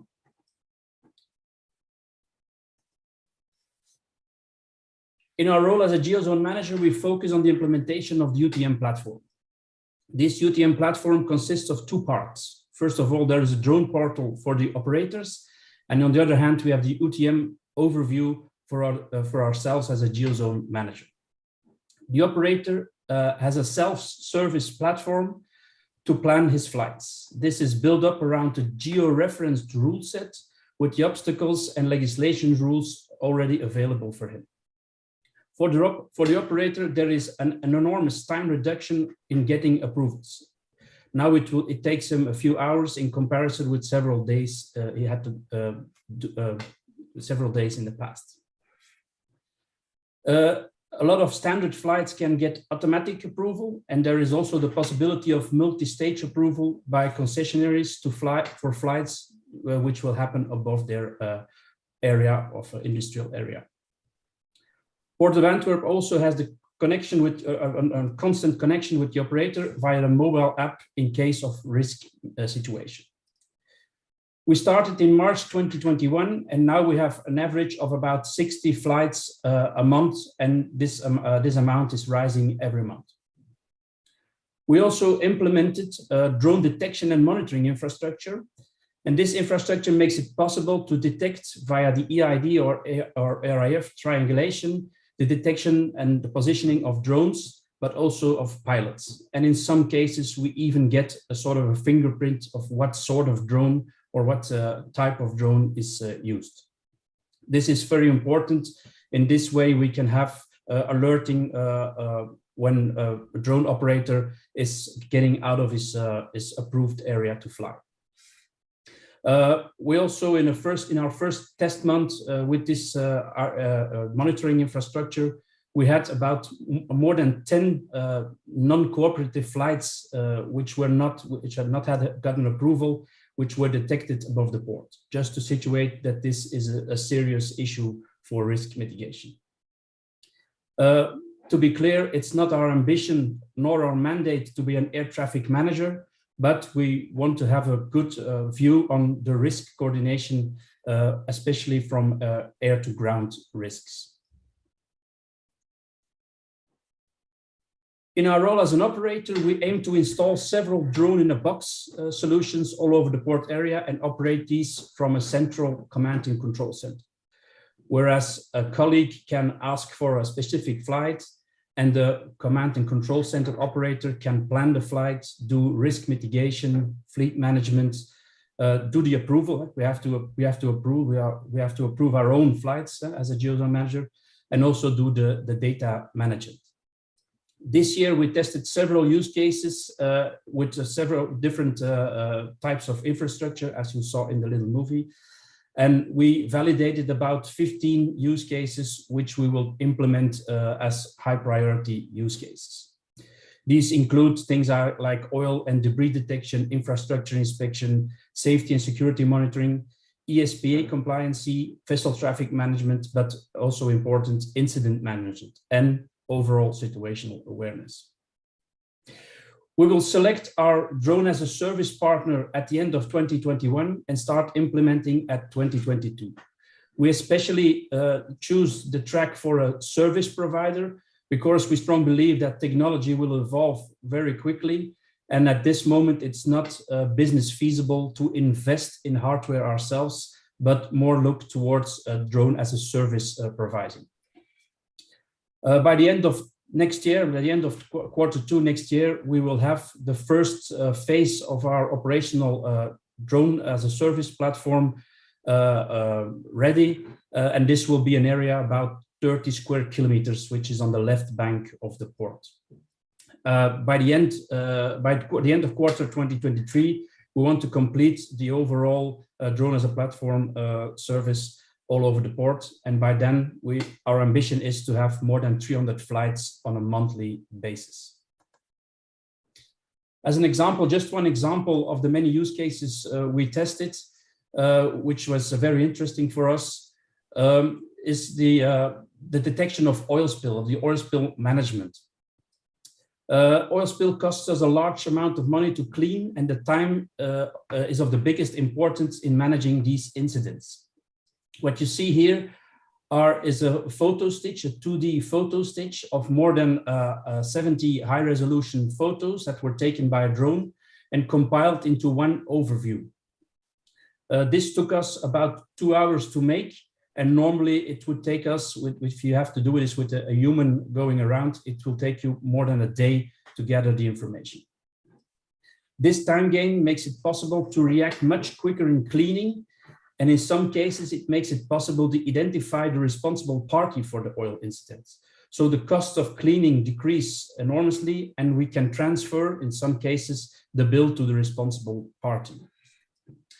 We also developed a smart camera solution together with the University of Antwerp to automatically detect oil spills. You already saw it in the little movie, which has an accuracy of about 85%. This will make management of oil spills even more efficient in future. And we are actually also working on a same model for floating debris. In the domain of networking with the blue light partners, we focus on sharing experience, data, and hardware. Due to the fact that the port area is such a large area, it's important to work together because it's not feasible to have an operation all by yourself by the different partners. We also looked, which is very important, I think, in acceptance, we also looked at legal aspects such as GDPR in concerning the sharing of data with incidents going on. The data want to share that this is done in a legal way. As mentioned in the movie, one of the technical setups we did during an actual fire that happened in the port is now transformed into a standard procedure, a standard setup we use for incident management in the port. You see that the drone operator is connected via several different partners, being operatives on the floor in the port, but also supervisors in their operational centers, and they can all get live video streams about the incidents and can give instructions on how to manage it. This setup was used in the actual fire, but is also used in an incident or a nearby incident we had last week, which was the self-combustion potential of coal, which was in the hold of an inland ship. Here you see the hold of the inland ship where the coal is located.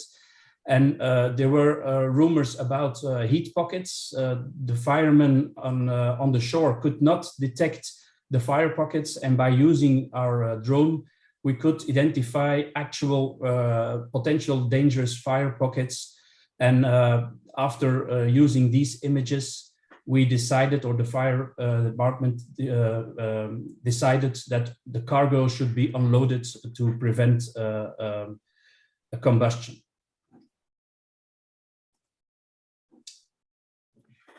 In the domain of innovation, we test the technologies of tomorrow. And one of the interesting tests we did this year was the use of a fixed wing high altitude drone. What we did were 3 days of more than 8 hours continuous BVLOS flights above the port area. This at an altitude of 900 feet, which is far above ground obstacles like windmills, high tension lines, and the higher ships Jan-Erik talked about. The drone was operated from a central command and control center, which was 6 kilometers away from the takeoff and landing site. And we tested the possibilities of having long airtime, which was a big advantage, and the capabilities of strong zoom and infrared cameras to test several use cases. This gave us great insight on the possibilities of having overview on one side and the detail at the same time. And in fact, we had the flights at 900 feet, also gave us the possibility to test interaction with manned aviation, but I will elaborate on that a little bit later. So where is the Port of Antwerp at this moment in its drone roadmap? We are getting mature as a geodrone manager. We have the UTM platform and the drone platform in place. And we are already managing about more than 60 flights on a monthly basis. We also have the first drone detection and monitoring infrastructure in place to actually follow the flights in real time and get alerts in case of potential risks. With these tools, we installed the basis of USSP coordination in a complex industrial environment. And such as Jan-Erik already mentioned, this is not real use space, but this is the first steps of use space. And the need is enormously, I heard it a lot mentioned today, the demand from concessionaires to use drones and especially BVLOS flights is rising enormously. We get questions about it every day. On the other hand, POA is also ready for operational BVLOS operations in the port area as an operator, because we strongly believe that BVLOS is the only business viable strategy for a port at such a scale. We will have the drone as a service provider soon, supporting infrastructure such as the 4G or 5G network is already available. And we have also a letter of understandings with different stakeholders to operate the network. And by mid-2022, we hope that the first phase of our network will be operational. So to conclude, operational automated BVLOS drone activity in the Port of Antwerp will be a reality in 2022. But there are still challenges. As Jan-Erik already mentioned, it's a complex environment and we should test a lot more. So there are still some challenges left. And to introduce the challenges, I show you a little footage that was made during one of the fixed wing drone flights we had. I'll show you the movie.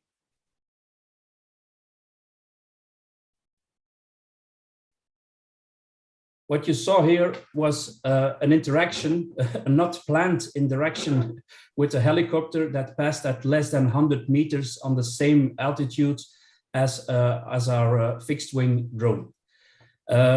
When we contacted the pilots about his whereabouts, he said, well, I've read the NOTAM, but it was too long to read, and I was surprised that there were drones at this altitude. The same day, we also had a positive experience, of opposite experience, where a helicopter pilot contacted us more than 2 hours before his flight to check how we could interact our both flights and how he could adapt his safe CONOPS. This just indicates that there is still some way to go, because we can test and we can demonstrate that we can fly together, manned and unmanned unmanned and manned air traffic. But these sort of incidents show that we still have some challenges ahead. Well, I'm afraid we're going to have to speed up because the very limited time left. I'm at the concluding slide, so this is the last one. So if you look at the main challenges, from our perspective, there are two. First of all, there is a need for integration of manned and unmanned activity in our geozone. And we strongly believe also, as Jan-Erik stated, this should not be segregated, but should be in sort of coexistence. From our perspective, this can only be done by integrating UTM and ATM systems, so that there is an overall awareness of lower airspace by all parties. We also think that there should be standardization and obligation of electronic transponder or identification devices, and in the future, even detect and avoid infrastructure. Finally, we also are convinced that state aircraft operations should be incorporated in the UTM platform. We strongly believe that the USSP will be the driver for this integration. Although it is not our ambition as a port authority to become a USSP, we think that we are only concerned in the safety aspects of the USSP. And as Mr. Hololei already correctly mentioned, we think that this should be an open market, because USSP is much more than only the safety coordination. A second challenge we see is the need for harmonized BVLOS enablement framework for acceleration of operational authorization of BVLOS flights. Risk analysis and mitigation of BVLOS flights is a steep learning curve, and we believe that only by working together and by sharing practical experiences, it is vital to overcome the fact that it takes a lot of time to get operational authorization. We think that these aspects can be supported in a framework such as practical standards and guidelines, best practices, documentation of standard BVLOS scenarios, and validated software tools. Finally, we are convinced that to get to USpace and USSP, that demonstrated projects are very important, and we should keep on doing these experiments. But we, as Mr. Merlo stated in his introduction, validation is also becoming very important. So we believe that doing longer pilots in an operational context like a port is also very important to fine-tune procedures, tools, and standards. We think that an agile approach of building, testing, and optimizing can lead to better standardization in a more efficient way. Thank you, and I hand over to Munish again. Thank you, Bob. Thank you for a nice detailed overview of your activities at Port of Antwerp. In view of the fact that we've got little time left, I want to move to the last presentation and then a quick wrap up so we can actually finish by 16:30, which is what we agreed. Our next speaker and the last speaker, a very interesting one from Ireland. That's Bobby Healy, who's going to talk about how will USpace enable scaling of grocery and pharmacy deliveries in Ireland. Bobby, the floor is yours, and you've got a maximum of 12 minutes. Sorry. I'm going to speed up. I'll take 10. Can you hear me okay? Thumbs up if you can hear me. Perfect. Thank you, and a pleasure to be here. Thank you to DG Move for the invitation. And I did a rapid update to my deck because I was so impressed with Mr. Hololei's speech. I grabbed that one statement: I want Europe to be ambitious. And I don't think you're going to find anything with the level of ambition that we have. Our mission is to improve the world, by making suburban deliveries affordable, green, and safe at scale. So we are a technology company. This is an aircraft that we have designed and built ourselves in Ireland. Our aircraft is an unusual one in that it's designed for a 100,000 flight longevity. It's got a triple flight computers. It's got triple redundant navigation systems, double redundant power and propulsion, should I say. And on top of everything else, we have a parachute in the case of a bird strike. We have just under 80,000 flights completed, fully autonomous flights. And that data can be provided in any different format to the regulators that we operate under here in Ireland. And in our case, it's the IAA. That data covers everything from weather to flight performance and any type of what we would call flight anomalies that we can show and publish that data for auditing. We do have a light unmanned cert as well, which is European-wide. We do our own traffic management in our own airspace. So this is you can see on the top left there, a LiDAR view of the town we operate in, which we pre-scan every month. And we plot our own routes. We have geotunnels around each flight, and we do both strategic and tactical deconfliction ourselves. Our aircraft are connected. We have dual LTE connectivity and radio on the aircraft. In 2020, when the first lockdown happened in Ireland, we went live with a drone delivery program to a small town of about 1,000 people, and we carried pharmacy prescription medicine directly from the pharmacy to people's homes. And we did that in conjunction with the Irish Health Service. It was a very successful project, and we allowed pretty much everyone who was cocooning or in lockdown to receive prescription meds by drone. Very, very successful. As you can see, each one of those orange lines is a flight path, fully autonomous. Last year, just over a year ago, we went live in a town in Ireland on the west coast of Ireland, about 10,000 people in the town. And you can see again, every one of those orange lines is a flight. We've now served 38% of the population in that town. So more than 1 in 3 of the residents in the town have used the drone delivery service. And we deliver everything from pharmacy, COVID test kits, security stuff for the local police force, as well as the mundane, the coffee, the takeaway food, the groceries, everything that people need in the town. And there's just a zoomed in view of the town. You can see how busy it is. Again, every one of those lines terminating in the front or back lawn of people's houses. So it is a really complex operation that runs fully autonomously. This is our new town. It's a town called Balbriggan. It's just 15 minutes north of Dublin Airport by car. There's 35,000 people in this town, and there's about 10,000 homes. The entire town is a radius of about 3 kilometers that we reach. And as you can see, all the flights emanate from a single point, which is on top of the supermarket retailer in the town. And again, we're only live here a week. We plan to run this at full production. We're already doing close to 100 flights a day in this town. And we expect that will go to about 400 to 500 flights a day in the town. We will do all of that with about 6 aircraft. One of our aircraft can do between 6 to 8 flights per hour of operation. We don't do this trivially. We think, and it's pretty obvious, that it's absolutely important to have the community on board with anything that we do. And we always survey the community before we go in. You'll have seen other surveys from other operators, but in our case, we had a 98% approval rating in the last town we operated in. So we went in, we asked nearly 1,000 people, and 98% of them said yes, they would be willing to try out and pay for a drone delivery service. So it's not even that we, there's never going to be a world where we can just roll into a population and not ask their permission. The concerns that are, very well known with everyone here, in order of priority that people address or voice them: noise, privacy, safety, job loss, should I say, and wildlife. And I won't go into the detail because most people know about them already. Privacy and safety are easy ones because you just don't record any data and you have to be safe. Noise is a very difficult one. We get around that right now by having large props on our aircraft, but as volume of flights increases, we expect it to be an issue, but an issue that we think we can address very well.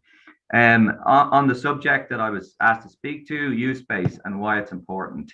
Extrapolating from some great work that PwC did on the drone economy in the UK, we can project that liberalizing or commercializing the U-Space or bringing it in is about a $200 to $300 billion commercial opportunity for the EU. And that's extrapolating based on GDP and anticipated growth in GDP through enabling the drone economy. This can't happen without U-Space. Mana are a drone operator. We are a simple drone operator. We don't have our own UTM. We work with any number of different UTM providers to enable our service. And so we look to everybody else to provide those U-Space services that we sit on top of. So a simple drone operator using our own technology, a commercial one. However, we are quite a well-funded one today, and this is a great indication of how valuable this space is perceived to be. You know, we're a small Irish company with 80 employees, and we've raised $35 million in funding. We've received no state aid, no grants whatsoever to launch our technology and build our business. And over the course of the next 3 to 5 years, as we plan to scale across Europe, we believe that this business will need in the order of 500 million euros of capital just to become profitable. So it isn't an easy industry to be in. We're essentially regulated as an airline, as an airport, and as an aircraft manufacturer. So it's complex, a lot of moving parts, not your typical startup. And why I raise this point is because in order to scale for this industry, you need commercial operators. In order for commercial operators to exist, we need funding. In order to receive funding, we need certainty. We have in Ireland a unique situation where we work hand in hand with the Irish Aviation Authority to move things forward and move things forward at a pace that really, really works for a private company. So we have a very available, a very simple airspace in Ireland. We have great testing environments through our work with the Irish government. We have access to the Irish bogs, which are miles and miles of space where there's no zero ground risk where we can do all our testing. We have a highly competent and industrial strength regulator here that we can work with that has given us our LUC, and we can work with towards our design verification as well. And again, to reiterate, why is U-Space vital? It's not just the technology. So I'll take a different tack than the previous speakers. It isn't the technology or the functional, specifics of what U-Space is. It's U-Space, the regulations and the statement of intent from government and from EU that enables investment. So for our business to grow, we need investment. And in order to get investment from risk investors, we need clarity on what is in the way of us scaling. We need specifics, exactly what do we need in order to be able to scale the business. And for us, that's moving from sale 2, where we currently are, to sale 4. And we know the path to that. And Europe is a leader in the world on clarity and the specifics of what it takes to get live. And we need confidence. We need EU to be clearly saying, and I speak to Mr. Hololei's speech earlier on, and that's exactly what we need. We need a regulator and we need a government that are really backing this space and wants to move forward at pace. And we have that in Europe. So I'm not here to ask for anything. I already have everything that I need. And thank you to everybody on the DG Move side for their hard work in that area. And again, for us, there's nothing we can solve on our own. We need all of the stakeholders. We need for U-Space to restart the sandboxes. We need operators to be very much in the driving seat in terms of the agenda and the pace that is set. We would like to see the SOAR approvals integrated with U-Space, and then clarity on timelines and when we can expect to get to sale 4, which, as I said, I believe we already have. And the higher the percentage of strategic deconfliction that U-Space provides, obviously the lower level of tactical confliction that will ever happen. So all moving in the right direction and moving very, very quickly. How will it be funded? The last part I'll say on this, we plan to be operating between 1 and 10 million flights a day in the EU at scale. There is 70% of the 500 million people in the EU that we believe we can reach with our technology, and we want to be serving them every single day. So who will pay? We will. The commercial operators are very happy to pay for U-Space services. and we can even fund the startup of them and the creation of them. All we need is certainty on timeline. Everything to everybody from everywhere is our mission. And then the right to exist, of course. You know, I've spoken about this before, but we do need to accommodate the hobby drones. We need to accommodate them, regulate them, and be able to identify them when they fly, as they do regularly through our airspace. Thank you very much. Bobby, thank you very much for what was a very interesting overview of what's happening in small localities in Ireland. And it's encouraging to see that there's willingness for people to have the deliveries done via drones, and obviously shows that the perception is changing. And I hope that we see this across the board throughout the European Union. So I think in the remaining 5 minutes left, I'd just like to wrap up and talk about the next steps. But before I do that, today is also the date of birth of SESAR 3 joint undertaking. So it's interesting. So happy birthday to SESAR 3, and I hope it moves forward at good pace. So next steps. What we'd like to do now is just to talk about what's upcoming in terms of events and what we are going to present to you guys in the next few months. As I mentioned in my earlier presentation, that we've done 2 surveys already to see the implementation status of USpace. We're starting the next survey on the 13th of December. It will run until the 4th of April, and with a view to having a report delivered by the 3rd quarter of 2022. And it will cover the USpace regulation, the mandatory and services, USpace services, and it will also cover the USpace services defined in the Chorus project that ended in 2020. So you can influence this by contacting the person of contact in your member state, which is ideally in your CAA or in the ministry itself. Maria mentioned this earlier on. The next big event that's planned is in January. That's the Amsterdam Drone Week, where EASA will be hosting a high-level meeting as well. So that's currently planned for 18th to 20th of January in Amsterdam itself. And hopefully, if COVID allows us, that we will actually have a meeting where we can meet up with people. Now, aligned with that would be the next workshop that we here at the European Network of USpace stakeholders will host. We will host that workshop along with the Amsterdam Drone Week on the 17th of January itself. So you will hear more about it from us. Now, I'd like to, I've been asked to work and convey a message from the European Defence Agency itself for some of the interesting work that they have done, and a request perhaps to look at some of the information that they have published. For that, you can go online to the website that you see in front of your screen. The objective of this, the work that they have done so far, is to be able to collaborate efficiently between civil and the military side of the USpace, so that any adverse impact the USpace operations may have on military, they are identified and the appropriate mitigation measures are taken. What the European Defence Agency and their partners have done is they've identified 7 use cases which are now available as such for whether it's SESAR projects or other research projects, demonstration projects, sorry, to be validated. And that's the value that the European Defence Agency is bringing. And for more information, no doubt you can go to their website, but also you can write an email to Natalie Hazavots, and you see her email at the bottom of the screen. Here's a list of the use spaces that they've developed, and you see there's a good cross-section of them, from low-level airspace management through surveillance and recognizable air picture, all the way up to maritime environment, as well as training missions and disaster recovery.